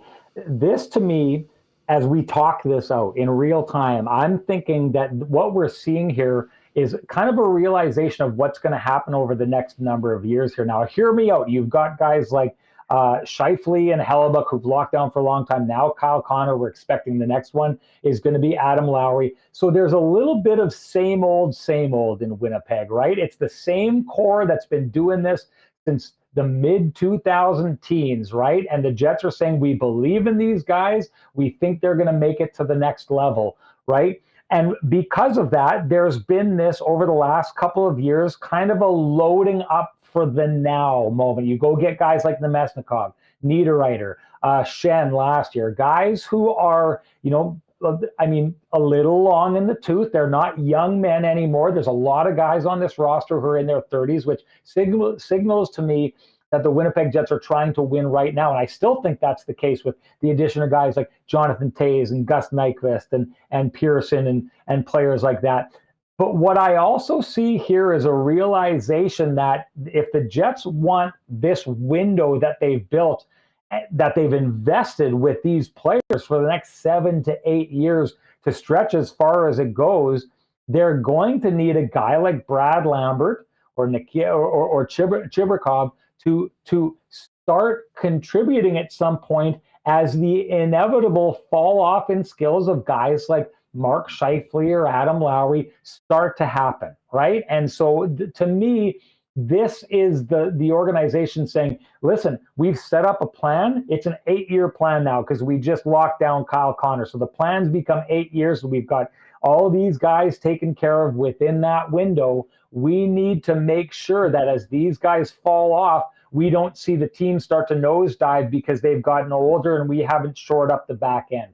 Now you got to make sure that this 8-year window is supplemented with guys who come up and start pushing and start filling the void that is left behind as this team starts to age. And I think that's maybe got a lot to do with the kind of organizational philosophical switch that we're seeing at the moment. Hey, Rennie, as we get ready to drop the puck on the game tonight, I mean, there's so much focus on, obviously the Connor contract and Jonathan Toews.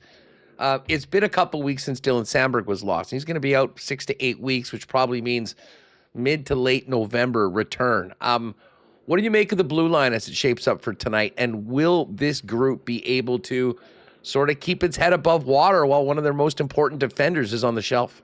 Yeah, I said it before. I'll say it again. I planted my flag in this a long time ago. I think it was waving proudly in the wind after I planted it, but I had thought last year that the Dylan Samberg injury he suffered last year would be the most challenging injury of all of the Winnipeg Jets that they'd had to face in the the last couple of years. That included Kyle Connor when he got lost in that game around Christmas time to Anaheim.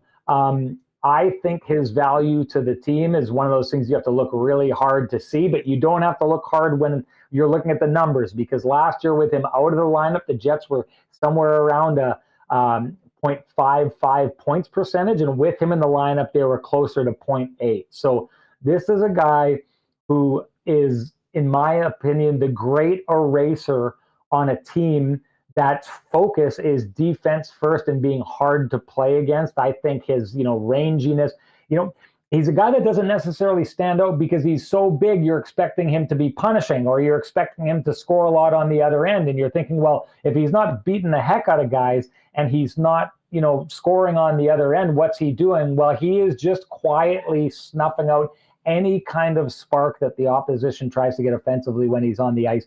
And I believe he's one of the most unheralded players in the league at doing it. So I do think it will be a challenge. I think the Jets team defense, the way that they played, is going to keep them afloat.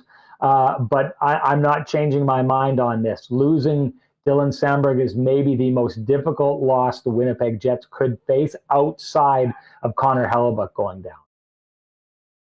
Yeah, there's no doubt about that. Hellebuyck, it starts with Hellebuyck, but after that, I would put Morrissey up there as well. But, the thing with Samberg, especially out of the market, is people don't really see the things that he does on a daily basis. I mean, he's not going to be a guy that's, up with the top scoring defenseman in the league, but a piece that is very difficult to replace, and certainly Hayden Fleury's getting that opportunity tonight so far. Hey, it's a perfect time. It's our last call for predictions this season.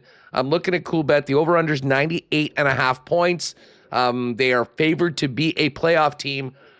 What do you think the final toll is for 82 games, point-wise, for the Jets, and where do they finish? I'd say I see them getting around 104 points, I think, is where they're going to land on this year. I think that's going to put them about second or third in the Central Division. To me, I have no doubt that this is a playoff team. That for me is it's one of these things where they can just focus on building towards the playoffs and making sure that their game is right and trying to get on the other side of what they haven't been able to get on the other side of, and that's playoff success, right? And even the round that they do win, they need to go to war and win it in Game 7 in miracle type fashion to get there. The Winnipeg Jets want to be the kind of team that is like mopping up a first round series in 5 games or something like that. That's the next step for this team to get to. So for me, I think that they're going to be another second round and out team this year. So about 104 points, making the playoffs, finishing about second or third in the division, and then out in the second round. Rennie, it's about time that you and Kenny got back to work. I can't wait for the show tonight. The first of 82 of the regular season. Enjoy it tonight, and I'm sure the whole WST gang will be firing up the KNR chat after tonight's home opener down at Canada Life Center. Looking forward to it. Thanks for having me, my man. Appreciate it, dude. All right, there's Sean Reynolds of Sportsnet, and of course KNR tonight, hour or so after the game. Check out the IC boys first up, and then head on over to KNR to do their thing. Braden Jagoer's going to join us in just a minute, but just, coming off of that conversation, we spent a lot of time yesterday and even today talking about the Kyle Connor contract, and obviously we've talked about the culture that this team has built, and we're looking forward to hearing from Brayden on that. But here's Mark Scheifele, just asked about the number of Winnipeg Jets, despite what a lot of naysayers outside of the market say, continue to sign long-term here in the Peg. I think it's, it comes from the top. It comes from Mark Chipman, the way that he treats us, the way that he, the role he plays with us as players and as human beings. He's just such a fantastic guy, and that leadership comes all the way down, right down to the trainers and all the staff. So, I think that's the biggest thing. We've created a great room in here, a lot of great guys, and there's a reason why guys stick around. All right, there's Mark Scheifele. We've got an interesting clip from Kevin Weeks we'll play a little bit later on, but do want to welcome in now getting ready to get his feet wet with his first full season of professional hockey, center for the Manitoba Moose, Braden Jagoer, who joins us. Brayden, great to have you back on Winnipeg Sports Talk. How you doing? Good. Thanks for having me. It's good to be back. Hey, listen, it must be fun for you and everyone that was in that training camp to finally be on the verge of getting done the preseason and getting ready to drop the puck. How are you feeling right now ahead of the Moose home opener and getting ready to officially become a pro? Yeah, I'm excited. Like you said, it's quite the build-up. You go through camp and kind of all the emotions of that, and you're kind of just chomping at the bit to finally, start regular season. And obviously it was a great time. Camp was a lot of fun, but definitely kind of looking forward to, drop the puck tomorrow. Last year, of course, you were in a, you were here with a new team after the trade, and then going back to junior. How different was your second run through training camp, knowing that, you were on your way to being a professional this year? Yeah, I think it's definitely a little bit of a different approach. Obviously last year came into camp wanting to leave an impression, and this year kind of the same, but obviously you're kind of a little bit more familiar with the faces and just the approach of I'll be staying in Winnipeg all year, regardless if I make the Jets or not. And obviously you're translating to pro hockey, so it's pretty cool. You've been kind of working towards this your whole kind of young career, and then you get here, and obviously it's still going to be a lot of fun, and you play because you love the game, but it'll be different, and I'm super excited. I remember the first time we chatted with you on the program, we were talking about your time in Pittsburgh, and you mentioned that first training camp, and sitting beside Sidney Crosby and sort of trying to take in everything that Sid was showing. Obviously, there's a number of guys that are great examples in this Winnipeg Jet room, but the guy that everyone's going to be focused on tonight, not just here in Winnipeg, but around the NHL, Jonathan Toews and his return to the National Hockey League. Tell us what it was like being in the room. Interactions with Jonathan, and were you able to sort of pick his brain like you did Sid when you were drafted by Pittsburgh? Yeah, I said this in an interview a couple days ago. When I was growing up, my parents, they would always say, watch 87 and watch 19. And those are the two guys that I kind of emulated my game after as a young player, just kind of the 200-foot style, and just compete all over the ice. And it's kind of what you'd expect from such a legendary player, known for being such a good leader. He was so open to helping me out whenever I had any questions. It was my first preseason game playing with him. I was sitting beside him in the room, and I remember saying, like, I know you got a lot of your own things to focus on, but I'm going to try and pick your brain as much as I can, and try and learn as much as I can from you. And he loved it. I mean, he's just that type of guy that cares about the organization and the team, that he wants to make the younger players good too. And obviously he's got a lot to teach. So, staying on the ice after practice with him and working on different things. So, I mean, unbelievable opportunity for myself and the younger players. And I mean, honestly, any player can learn from a guy like him. But yeah, really, really cool opportunity to learn from, a guy that I looked up to so much growing up. It's funny. We were listening to Toews speak earlier today, and he was talking about the, being kind of coming into a new team and a new organization and the way that he's been welcomed. And he spoke a lot about the team culture that's been developed here in Winnipeg. I'm interested in your perspective now that you've been through 2 camps. I mean, you're with a number of players with very bright futures in the organization, starting off with the Moose. How would you describe just the vibe around this team in training camp and, with both teams going into the season?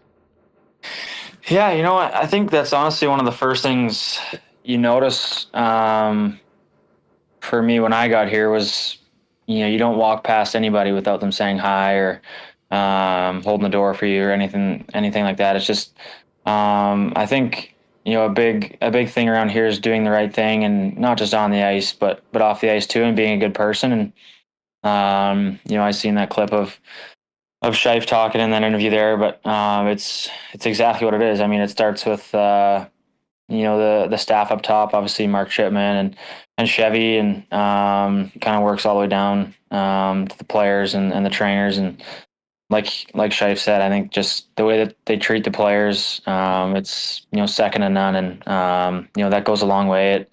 I think if you talk to any of the guys around the room, it's a great place to play, and it makes the game a lot more enjoyable when it's fun to come to the rink every day, and you're close with everybody. So I mean, it's one of the first things I noticed when I got here, and it's a big part of why the team's been so successful.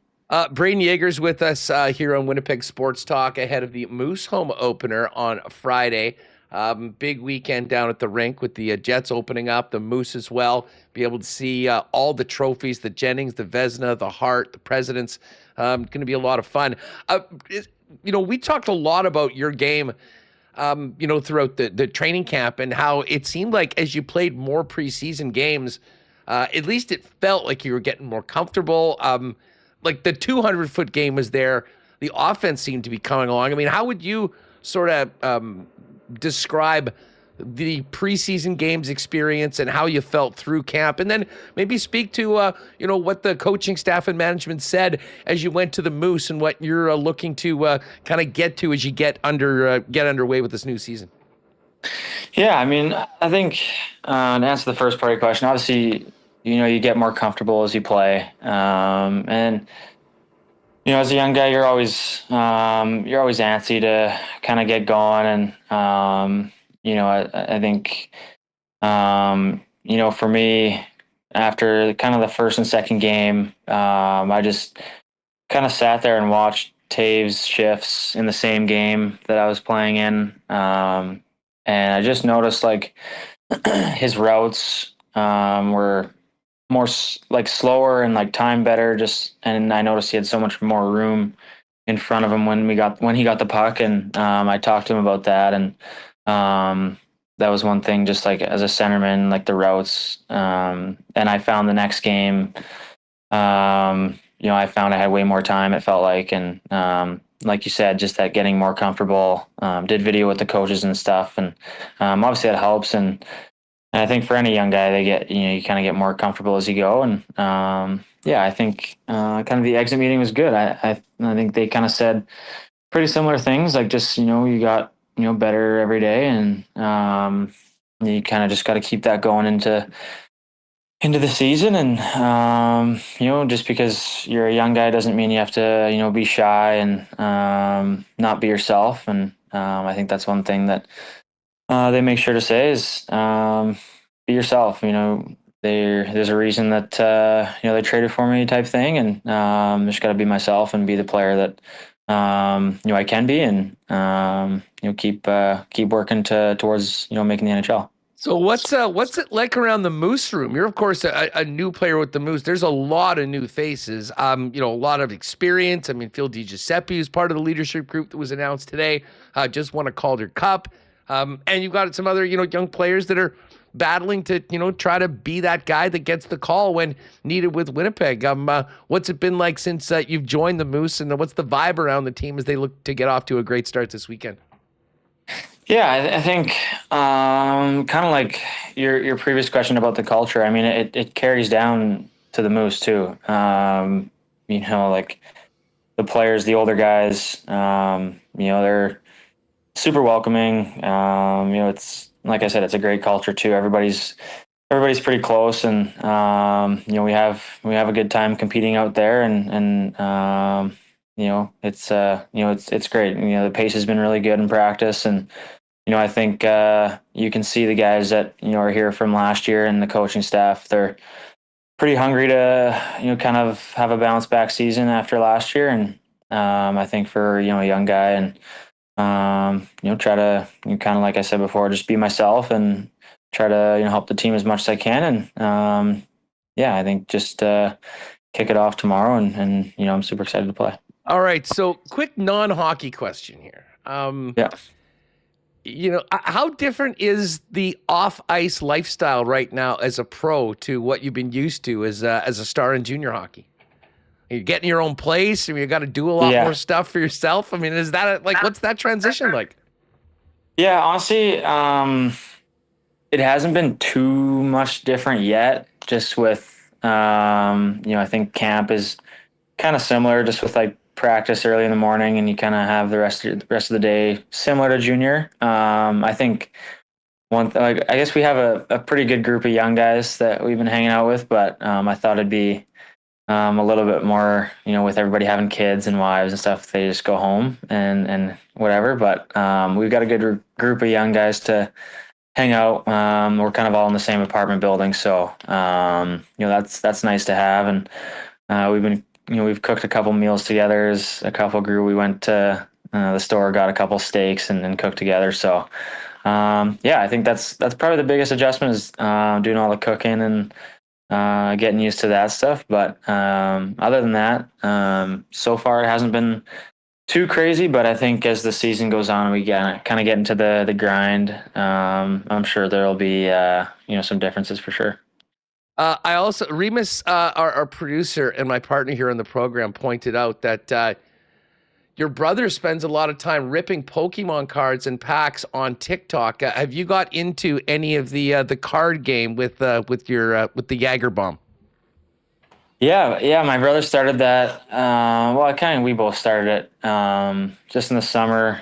He was talking about it, and he kind of got it going. And I think as young kids, I think we always, at school, we would always play with those cards and have a good time. But I think they're pretty cool. I mean, some of them are worth a crazy amount for being a card, but it's really fun. I mean,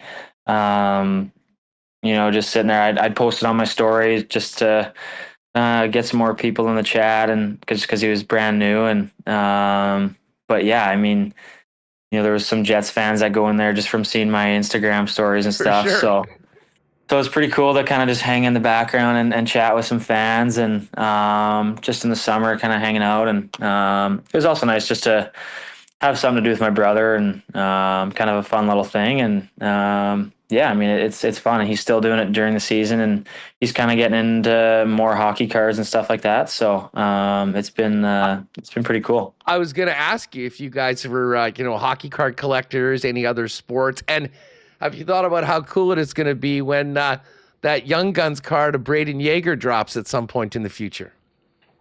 Yeah, that'll be pretty crazy. I mean, I think it'd be pretty cool if somebody pulls that card in the stream. That'd be something pretty funny. And but yeah, I mean, it's a fun time. I think right now he's kind of just getting into more of the hockey stuff, and then kind of as it gets bigger, I'm sure he'll kind of keep expanding into different sports, and whatever fans are kind of wanting to get, I'm sure he'll accommodate to them and do what he can. Yeah, gang, if you're into that, head on over to TikTok. It's Jagerbomb_cards, and who knows, maybe a special guest appearance at some point over the course of the season for a break or two from Braden Jagoer. Brayden, just before we go, we kind of mentioned that training camp's long. You don't have a lot of preseason, but you played quite a bit with the Winnipeg Jets. How excited are you to finally just play a damn game and get in front of the fans on Friday night? Yeah, it's I've been chomping at the bit here. It's obviously, it was pretty cool to play in front of a couple sold out crowds with the Jets in the preseason, but I think just the regular season feeling is it's a little bit different. So I'm excited to throw on the Moose jersey and get going tomorrow night. But kind of just waiting for the puck to drop. So it's exciting. Last one before we go, and thanks again for jumping on. I'm not sure whether this will happen at some point this season, but have you had sort of your welcome to pro hockey moment yet, where kind of hit you, like whether it was something on the ice or off the ice? Nothing too crazy, no. I think there'll be a one to come for sure. As I kind of get hopefully into the NHL and hopefully get some games this year, and that'd be pretty cool. But nothing too crazy, other than just I think everybody experiences the kind of the wide eye starstruck when you see some of the players you kind of grew up emulating and idolizing. So obviously for me, with being drafted to Pittsburgh, obviously it was Crosby, and moving to Winnipeg, you get a guy like Shaif, and obviously Jonathan Toews too. So, I mean, that's obviously really cool. But I'm sure there'll be a kind of a welcome to the NHL moment at some point. Hey, listen, dude, all the best. Really looking forward to the home opener on Friday night to see you and this new look Moose team hopefully get off to a great start. And we'll look forward to chatting with you again on this program, and look forward to following your career, starting off with the American Hockey League affiliate, and probably sooner as opposed to later being up with the big club and making things happen here with a very good Winnipeg Jets team. All the best and good luck tomorrow and this season. Thank you. I appreciate it. Thanks for having me. Good stuff. There's Braden Jagoer. Moose home opener is Friday night. And again, if you're not able to get out tonight, tomorrow the Moose will be taking over for their first game. And as I mentioned, you can bring the family, the kids out. I mean, all the trophies are going to be on display, which is going to be really, really cool. I was going through this. I'm not sure that these 4 trophies, Remis, have ever been in the possession of one team at the same time. The Presidents, the Hart, the Vezina, and the Vezina Trophy, of course. So it's going to be really, really cool. And that's not just for the Jet games. That is there as well. Fun chat with Braden Jagoer. We are going to hook up with our pal JBM in just a couple of minutes. I do want to ask, why not question of the day? The first of 82, gang. How are we feeling about this game tonight? It's basically very close to a pick 'em over at Coolbet. We'll get to the lines in a minute. How are we feeling? Just starting this thing off with a win.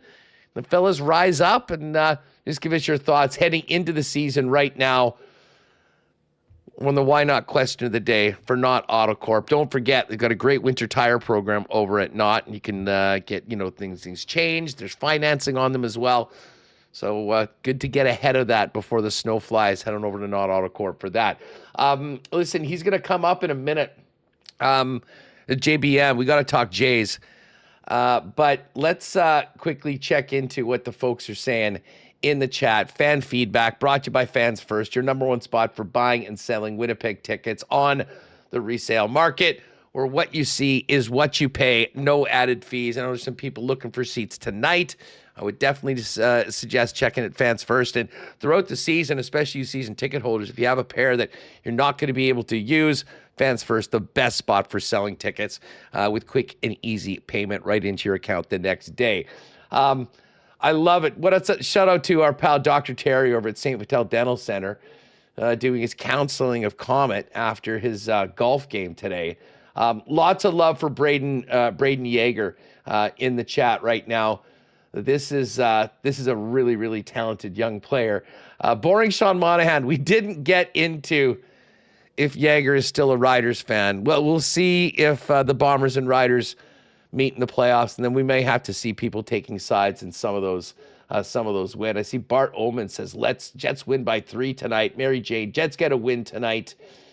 And Patty is in the chat. Patty's prop shop combo card includes a Josh Morrissey point at Coolbet. We'll be checking that in just a moment with our pal JBM. But hey, listen, we had this other clip that I wanted to get to just before we bring in Jake, kind of wrapping up all this conversation about the Winnipeg Jets as they move in. This is Mark Scheifele. This is 11, Remo. We heard from, about the guy signing long-term here. Here's what his longtime center, Mark Scheifele, had to say about the new contract for Kyle Connor.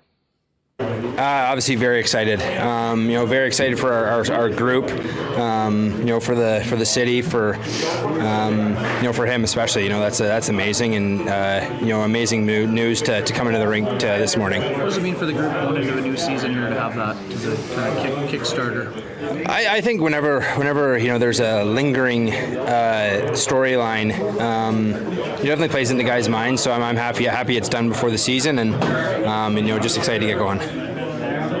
Is there any kidding among you guys because he signed a few years after you, and it's more just because of the nature of the financial world? No kidding at all. Just happy for him. That's tremendous, and just very, very happy for him, and happy for myself too. I get him for the rest of my career, so that's pretty exciting news. Happy for the organization, the city. Also happy for myself because he's got Kyle Connor on the wing. Now, here's just one other clip. And listen, there's a lot of people. It's funny seeing some of the tweets from far away from Winnipeg in the hockey world. There was one yesterday, and I should pull it up right now because I think it was Riley Mara who put this out. But yes, Greg Leidice, who's out in New York, quote tweeted the Kyle Connor extension and said, "It fascinates me that every player who doesn't play in Winnipeg has no interest in playing there, but once players go there, they never want to leave." And Kevin Weeks told an interesting story on the tube about something he had heard about just the way the players are treated here in Winnipeg. Here's what Kevin Weeks had to say on that.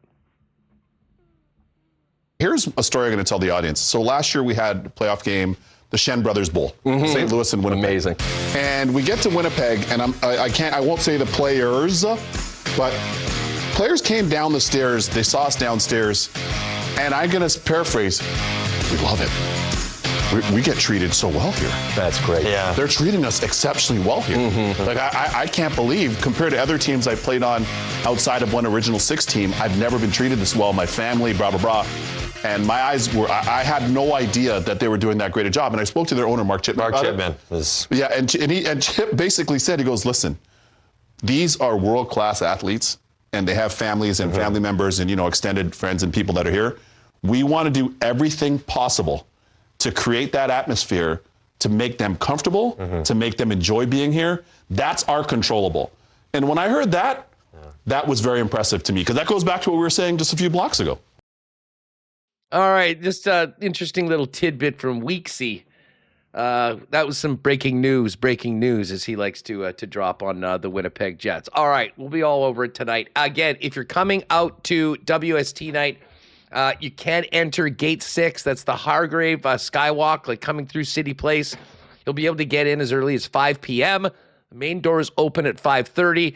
And again, we'll be in section 310, kind of kitty corner, or if you're coming in there, hang a right to that corner bar, and then we'll make our way over to 316 for 6:30, get in our seats, and welcome the Winnipeg Jets to the ice for the first game of the regular season and the resumption of Jonathan Toews' Hall of Fame NHL career.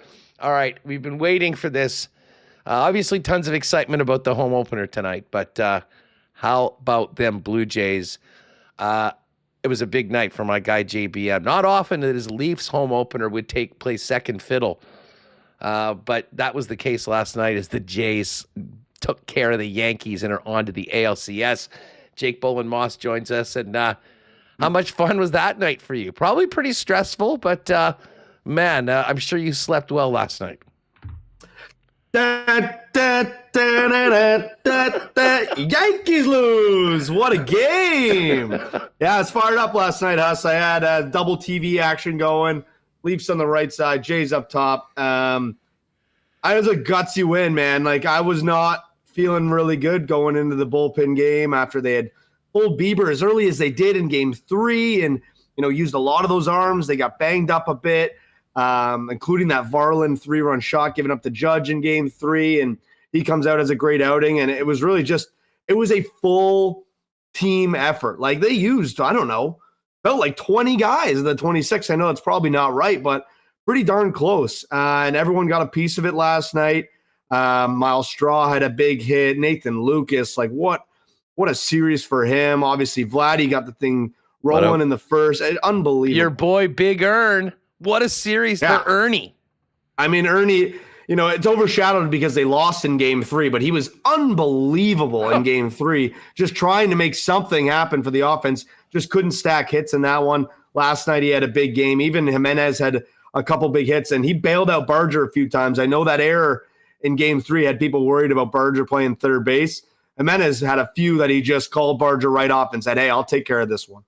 Yeah, and listen, Barger had a nice bounce-back game last night as well, a big part of it. But, 8 pitchers, and I'll be honest, I thought it was almost negligent to be having a bullpen game in game 4 of a 5-game playoff series.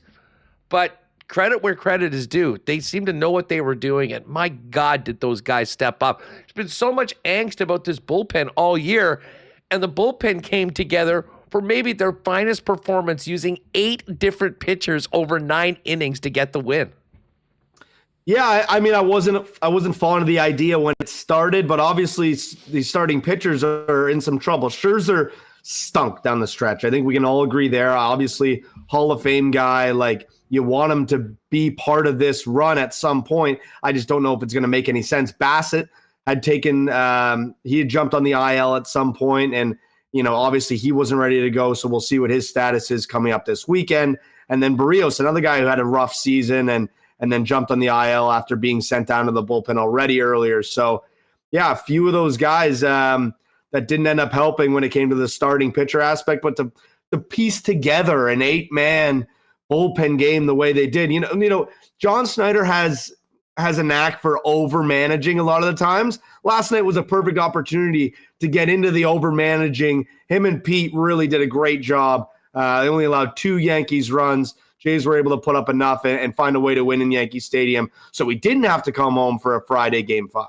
Now, we got to get to the Coolbet lines because there is we got baseball tonight, we got football, we got hockey. I think it's our duty, Jake, to put together a 3-gamer of 3 different sports. But before we do that, let's just bask in the glory a little bit of this Jays win last night. I know you're here for this. I think Remo has the John Schneider speech after the game. Now, folks, if you missed it, nobody celebrates like baseball players. And hey, this was a massive, massive win for the franchise. And I'll just say it for, I think, sports fans and baseball fans around the country. And John Schneider spoke for many of them after the game. This is the way it sounded in the Blue Jays clubhouse. Every single one of you, fucking bullpen game, Nathan Lucas, Miles Straw, all you motherfuckers, it takes everybody every day. Start spreading the news, bitches. We're going!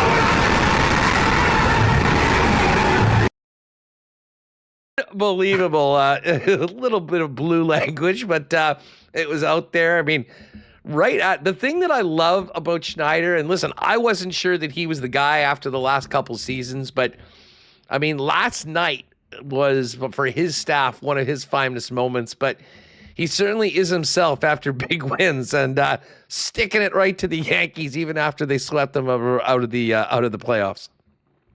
Yeah, the guy gives one hell of a speech. You can't fault him for that. I don't know. I was with you, Huss. I wasn't sold on Schneider either, but, he's managed this team real well. I obviously like to point out, the bad parts of what he does, but obviously there's been times this year he makes the right moves in game and it's paid off. And, it continued to happen again with another team win. This isn't one guy carrying the weight of the world. Obviously, Vladdy had a monster series, but like we talked about some of these pieces, like, all the guys out of the pen, Fisher, Little, Fluharty, Varland, Hoffman, Dominguez came in like the third to get the judge inning. And yeah, it just so many guys up and down the lineup. And you got to give credit to Schneider. They're in the Final Four. Like you can't take this away from what the team's been able to do and what he's been able to manage this season. Now, here's one other clip, and this was Big Pappy and Pedro Martinez. No love lost. It has been hilarious actually seeing the Red Sox people all get behind the Jays, not because they like the Jays, just because they hate the Yankees so much. Right. But there was some serious victory lapping by the former Red Sox last night. I think this is from MLB Network. Check this out. Yeah, it's from Fox. Ortiz Fox, and Vlad Guerrero Jr. And this is Ortiz and Vlad Guerrero Jr. Okay, gotcha. Dale, da Yankee lose. Da Yankee lose. Let's go, baby. Let's go. Oh, hey, let's do it again. The Yankees lose. The Yankees lose. Let's go, baby. But you don't take it personal. I get it. One more. The Yankees lose. Oh, my God. I don't think there's anything else left to be said. Vlad, you were awesome. We'll see you in the next round. Go enjoy it, all right? Llámame. Dale, te llamo de una vez. Gracias. Okay. Gusto en verlo. Gracias. Big Poppy sounded as excited as he was when they won the damn World Series in 2004. And, of course, Vlad, I mean, a legendary series for Vladimir Guerrero Jr. Just as we finish off, I mean, could there be a better sign for the Blue Jays building into the ALCS than the series that Vlad just had after basically being in a coma for most of the month of September and not having Bo Bichette available for the DS? Yeah, no problem for Vlad in that series. Much deserved. I mean, you look at the $500 million contract and people are a little concerned with the power numbers not being there. I'll tell you what, Huss, the way he played in the last week of the season, you could start to see he wasn't just swinging to shoot balls the other way and hit singles. He was swinging to do damage. He hit a home run in the first inning of the first game in this series. He hit the grand slam to make it 9-0 in game 2. He hit another homer in game 3 at Yankee Stadium. And then he had the big hit last night in the first inning to score Springer and get the thing started for the Jays. So, a monster series. It's not just the numbers were good. It was the timing of when he manufactured these hits. And I think it's a sight for Blue Jays fans. It's real exciting because maybe there's a world where Bo Bichette is coming back to this CS roster. We're going to find out very shortly. Yeah, no doubt. A lot of nerves, but sure would be nice to get Bo back in there, adding their most effective hitter to a lineup that's already feeling it after taking out the Yankees in 4. All right, which brings us to tonight. We may as well start off in the majors. We've got 2 games tonight. The Phillies looking to get their series back to Philadelphia on the road in LA, plus 115 on the money line. Dodgers minus 135. And they'll go to Wrigley, and the Cubs will try to do the same thing and extend that series to a 5th game. Brewers minus 116, Cubs minus 101. I lean to Milwaukee for my favorite pick tonight. What are you thinking when we look at these 4 teams? Who's our best bet to win? All of them are relatively short numbers. I mean, no massive favorites tonight. Yeah, Huss, you read my mind. I'm leaning Milwaukee, and I might even sprinkle the Phils. I like the Phillies. I think they showed some grit last night. They kind of knocked around Kershaw there late. And it was at a reach by the end of the game. But, Phillies to push it back to the bank for Game 5, I like. But I think the Brewers probably find a way to get things done tonight. You don't want to be going to Game 5 where anything can really happen. So I'm with you on the Crew. I think that's a great place to start for a little 3 Big 4 sport parlay that we're about to build here. Now, as far as the Thursday nighter, before we get to the hockey, we've got some Jets props, and I cooked up a little WST exclusive as well. Eagles-Giants. I mean, the Eagles are 7.5-point road favorites coming off their first loss of the season. They have been winning. They haven't really been doing it impressively.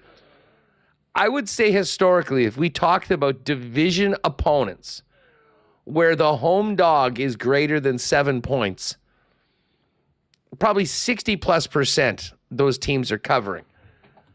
But again, this is going to be an ornery Philly team, albeit on a short week, going up against a Giants team that just lost to the Saints. Any feeling on this spread tonight? Can the Giants keep it close, and will this be a game, or do the Eagles just flex and Saquon runs all over his former team? Yeah, I'll be honest, first look at the spread, 7.5. It's almost like the book's begging me to take the Giants because they're giving me the hook there on the full touchdown. I think I'm going to go against what I think they want me to do. I'm probably taking the Eagles here in a bounce back spot on the road against the Giants. I think this is going to be a great opportunity for Hurts to not only have a big game, but for those receivers to finally kind of break through here. I mean, we're waiting for the A.J. Brown game. I know he had a big one against the Rams. He had 109 on 6 receptions, 10 targets. Last week, 43 yards on 5 receptions. The week before, 7 yards, 2 receptions, 9 targets. Like, where is A.J. Brown? Where is the passing attack for the Eagles? I think tonight's a great opportunity for it. I think I saw the Giants' defense has not been great against wide receivers. I think Devontae Smith has a nice game. I think A.J. Brown has a big game. I think the Eagles take care of business. So I would lean to the Eagles here. Some props I like too, obviously, with those receivers I just mentioned. Well, I mean, let's get to it. I mean, they're thinking, the total for this game is only 40.5. That's a possibility, but I do think there's some props. I was looking straight at a Cam Scatterbo touchdown, or I think A.J. Brown needs a touchdown. They need to take care of his hurt feelings. I think he'll get a lot of balls, and I do think that they will work hard to try to get him a TD. He's at plus 181. Anything else that catches your eye prop-wise if we maybe want to go that route? Yeah, I mean, Huss, I'm all over that. Plus 181 is great value on a guy that, is bound to break out here, Huss. Like, I know I said he had a 100-yard game. Besides that, 43 yards, 27 yards, 8 yards, 7 yards. Like, this has been probably his worst start to a season of his career, I'd have to imagine. His number tonight is 67.5 at minus 114 to the over, but I think the value on a touchdown makes a lot of sense to me at plus 181. All right, let's do that. Let's go with the A.J. Brown anytime touchdown. We've got the Brewers to win. Now let's get a hockey game in here. And we've got a big slate of games. Running it down, just about everybody in the league playing tonight. 14 games tonight. Blackhawks at Bruins. Bruins are minus 159 faves. Rangers are a slight road favorite in Buffalo for the Sabres home opener. We've got our guy Nikolai Ehlers making his debut for the Carolina Hurricanes. The Canes are minus 175. The Devils are plus 148. Just while I'm looking, what is an Ehlers point tonight at? Nikolai Ehlers, minus 154. A little chalky there. Carolina minus 175. Wings home opener, minus 139. Playing the Habs, who just lost to your Leafs last night. They're playing on back-to-backs. Islanders are in Pittsburgh. Islanders minus 130 road faves. Pittsburgh plus 110. You've got the Lightning at home to the Ottawa Senators. Tampa minus 175. The Preds are minus 118 favorites at home against the Blue Jackets. St. Louis minus 125 faves at home against the Wild. Dallas and Winnipeg very close to a pick'em. Dallas a slight favorite at minus 112. And then the Avalanche at home to Utah minus 182. They look great in their first game against the Kings. Vegas at minus 208 playing the Sharks. And then the Ducks and Kraken a little later on today. Any games that catch your eye from the hockey slate to throw on our 3-gamer here? Yeah, I mean, obviously we got the plus money with AJ Brown, so we could look at something a little bit heavier if we wanted to. The Abs, I don't mind at minus 182 over the Mammoth at home. Vegas in a bounce back spot against the Sharks, although that could be, trap situation. You don't know what you're going to get out of that young Sharks team. I mean, the Hurricanes minus 175. We know how much the book loves them. That might be. Yeah, that's a pretty surprising Jersey, number, isn't it? That's a big game in that division. I mean, as I say, I'll never understand what goes into the fact that the Canes are always favored the way they are with those numbers. But yeah, why don't we go with the Avalanche? I mean, the fact, we've got Milwaukee in the plus 181. We put the Avs on that. It gets it to plus 711 before Evdog or it's your favorite spot, Huss. Exactly. That's a sign. That's a sign right there. It's a sign. You have to bet that, guys. We're going to get it boosted, so it won't be 7-11, but just know the actual line is 7-11 on that 3-game. Perfect. So we're going to cook that up maybe in the combo cards, the 3-way? Combos. Perfect. For sure. Combos. So we'll cook that up at the top of the page for the at Coolbet. Just check the combo cards once that boost gets up there. We're going to go Brewers. We're going to go AJ Brown touchdown and Avalanche to win. 3 bets, 3 sports, 1 winner, we hope, at the end of it all. As far as the Jet game goes tonight, I did put together an exclusive. And I was kind of thinking, do we want to jump on Jonathan Toews? Well, I'm actually thinking Gus Nyquist. He's looked really good in the preseason. Let's get a point for Nyquist, a point for Josh Morrissey, and a Jets win. That's boosted to plus 550. So you can jump on that in the Coolbet exclusives under the Winnipeg Sports Talk section.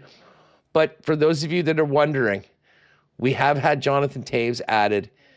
Here are a couple of the Jonathan Toews point number is plus 161. I might have to jump on that. And if you think that Jonathan Toews will come back and score a goal tonight, plus 460 for a Toews goal in the storybook homecoming with the Winnipeg Jets. Kyle Connor, plus 117 to score. Scheifele, plus 151. Gabe Vilardi, plus 205. You got assists, shots. I mean, all sorts of props right now. And as I mentioned, the Jets, the slightest of home dogs at minus 104. Quick programming note, gang. I know we normally fire it up 10 a.m. on Friday mornings for WST winners with our picks for the NFL. It's going to be 1 hour later. Tomorrow it's going to be live at 11. So mark it down. Pop on in and join us. Hammer your picks in the chat. Myself, Jake, and Pat will be in the lab tonight after the hockey game, getting some picks ready and hoping to keep a really good stretch of props going and maybe start getting on a bit of a roll with the spread as well. I know you've been good lately, but your Pats look good on the weekend too. We haven't even talked about that. I mean, I tried just to move on from last week after the Monday Nighter, but you got to be feeling pretty good about Drake May and what they were doing. I mean, what a huge win for Mike Vrabel in his first year to go into Buffalo and win a game of that magnitude. Yeah, I mean, I had it on my card, plus 8.5 us in a divisional game. Kind of talk about that game tonight being a divisional game and the number being where it was. Thought that was a little high. And yeah, Pat's hung around and, the defense looks a lot different with Christian Gonzalez back there. It just it levels everything out in the secondary. It, allows to get some pressure to Josh, who was, kind of running around back there. I watched the game with Patty. It's safe to say he wasn't thrilled about, how it all went down, but I was pretty respectful about it all because I wanted a cam on you guys. Yeah, probably would have been a good idea. Like a live cam would have been pretty good on us almost every night with the Jays and then the Sunday Nighter as well. I had enough FOMO watching you guys take on 2 of Canada's greatest golf courses there. So, I mean, missing out on the watch party with you guys going head-to-head would have been a bit much. Listen, enjoy the action tonight. We'll get that 3-gamer up in the combo cards. Again, we've got our Jets exclusive in the exclusive section under WST. And we'll get some picks ready for tomorrow and hopefully have a great week going into a week after a ton of big upsets in the National Football League. So, We'll see you tomorrow morning, 11 a.m. our time, noon out east for WST winners. Yeah, one last thing. We got a ton of promotions rolling right now. A lot of the same ones we've had going, but the NHL one has started up with the season starting Tuesday. So that'll be similar to our football one. It's 3 offers. You get to choose one each week. So it's a profit boost, a bet and get, or some bet builder insurance. So you want to take that tonight, big slate, or you want to take that on Saturday with a big slate. Great opportunities to use it both times there. Sunday, we will have a new free spins promotion. We'll be running every Sunday in October. The Sunday Scaries, we're calling it. So that'll be rolling. And yeah, a lot of good stuff coming down the pipeline here in the Coolbet promotion. So make sure you check that out and get in on the old boosted parlay once we get up on the combos here shortly. Let's do it. Have a good one. Enjoy a huge slate of action. Everyone's freaking out in the chat that there's no games tomorrow. But Insane. We will have a super Saturday with every team in the league. What are we doing playing. Rest for, Huss? We're doing rest in the first week of the NHL season. It is, you know what? We're getting 14 tonight, and then we're getting all 32 on Saturday. We've got, what time are you guys? You guys are probably playing just the normal slots, 7 o'clock on Saturday night, I'd imagine. Yeah, I imagine it's 7 o'clock. I haven't even checked, but I imagine it's We've got a 12:30 home game against the Los Angeles Kings on that day. That's the first game. We've got Blues and Flames, and then Sabres, Bruins, Leafs. Oh, yeah, they haven't really staggered them. I guess that's the game that they're going to do a little later on. But a huge slate of games on Saturday, but a quiet one tomorrow night. That's okay. Tomorrow we'll focus in on the NFL, CFL picks, of course, right here on WST. CFL Boosted Parlay up there as well in the exclusive. Jake, we'll see you tomorrow morning for WST winners at 11, pal. Yeah, thanks, boys. Talk tomorrow. Good stuff. There is Jake. And hey, if you haven't played a Coolbet before, use that promo code WST when you make your first deposit for a 100% bonus up to $200. And make sure to check the promotions tab for all the great contests and bonuses they've got over at Coolbet. Remo, we are counting down. We are less than 4 hours away from puck drop, and I cannot wait to get out to the rink and see everybody in the WST section tonight and get on with this season. I'm starting to get excited. We've been talking about the start of this season. Well, since the last one ended, and it's finally here. I showed the picture of the trophies there. The Jets putting out on social media. They'll be outside one of the 100 level sections. I'll bring that up right now. But yeah, the 4 of them all there. Very cool that you can get your picture taken with them at tonight's game or at the Moose home opener. So on display tonight, outside section 125, and check out this display. This is pretty cool. You got the Hart, the Jennings, the Vezina, and the President's Trophy. So that's I don't think cool. any team has ever had all 4 of those trophies after a season before. Oh man, the Hart Trophy, that is so cool. Let's get some big MVP chants for Helly when he's introduced tonight. Obviously, the warmest of returns for Mark Scheifele. The KFC chants after the new $12 million man gets introduced. And probably the biggest cheer of all, Jonathan Toews as a Winnipeg Jet making his debut tonight in the NHL. This is going to be fun. If you're coming in early between 5 and 5:30, make sure you use the Gate 6, which is the skywalk entrance. That'll go up, and then you go up the stairs, hang a right to the craft beer corner in section 310. That's where the Winnipeg Sports Talk crew will be pre-game, and we'll get into the seats around 6:30 and get ready to start another great season. I cannot wait. Folks, huge thanks to all the sponsors that make the show happen each and every day. Great lineup of guests today. Of course, Owen Newkirk down in Dallas, John Hodge on the Bombers, Sean Reynolds of Sportsnet, and of course, KNR. Check them out tonight. Great chat with Braden Jagoer, and fun to finish off the show, hitting the lines and talking some Jays with Jake Bolin Moss. Big show coming up tomorrow. The big brain of one Ken Wiebe will join us. We'll get his thoughts on the game. Jeff Hamilton as well on the Jets and the Bombers. We'll talk a little football with Thomas Tipple. I think Pat Gregoire is going to jump on. Maybe we'll touch base with Josh and look ahead to the ALCS. But it's going to be our first post-show, post-a-game of the year. Make sure to join us. And, of course, we'll also get ready for the LA Kings and that early matinee 12:30 on Saturday, as the Jets opening weekend continues after tonight. Craft Beer Corner at 310. Hope to see some of you there. Even if you're coming and you've got tickets elsewhere, pop by and say hi. And then get in your seats early. And let's see that President's Trophy banner, the Central Division banner unveiled. Welcome the Jets and get on with what will hopefully another great season of NHL hockey here in Winnipeg. For Michael Remis, I'm Andrew Paterson. Enjoy the game tonight, and we'll see you tomorrow, 11 a.m. WST Winners, and then 1 p.m. with the main WST Daily Show right here on WST YouTube and in your podcast feed in the afternoon. Go Jets, go, everyone. Have a great one. Oh, my God. Oh! Shut it down. Let's go home. Thanks for tuning in to Winnipeg Sports Talk Daily. Make sure to subscribe on YouTube and your favorite podcast feed at winnipegsportstalk.com.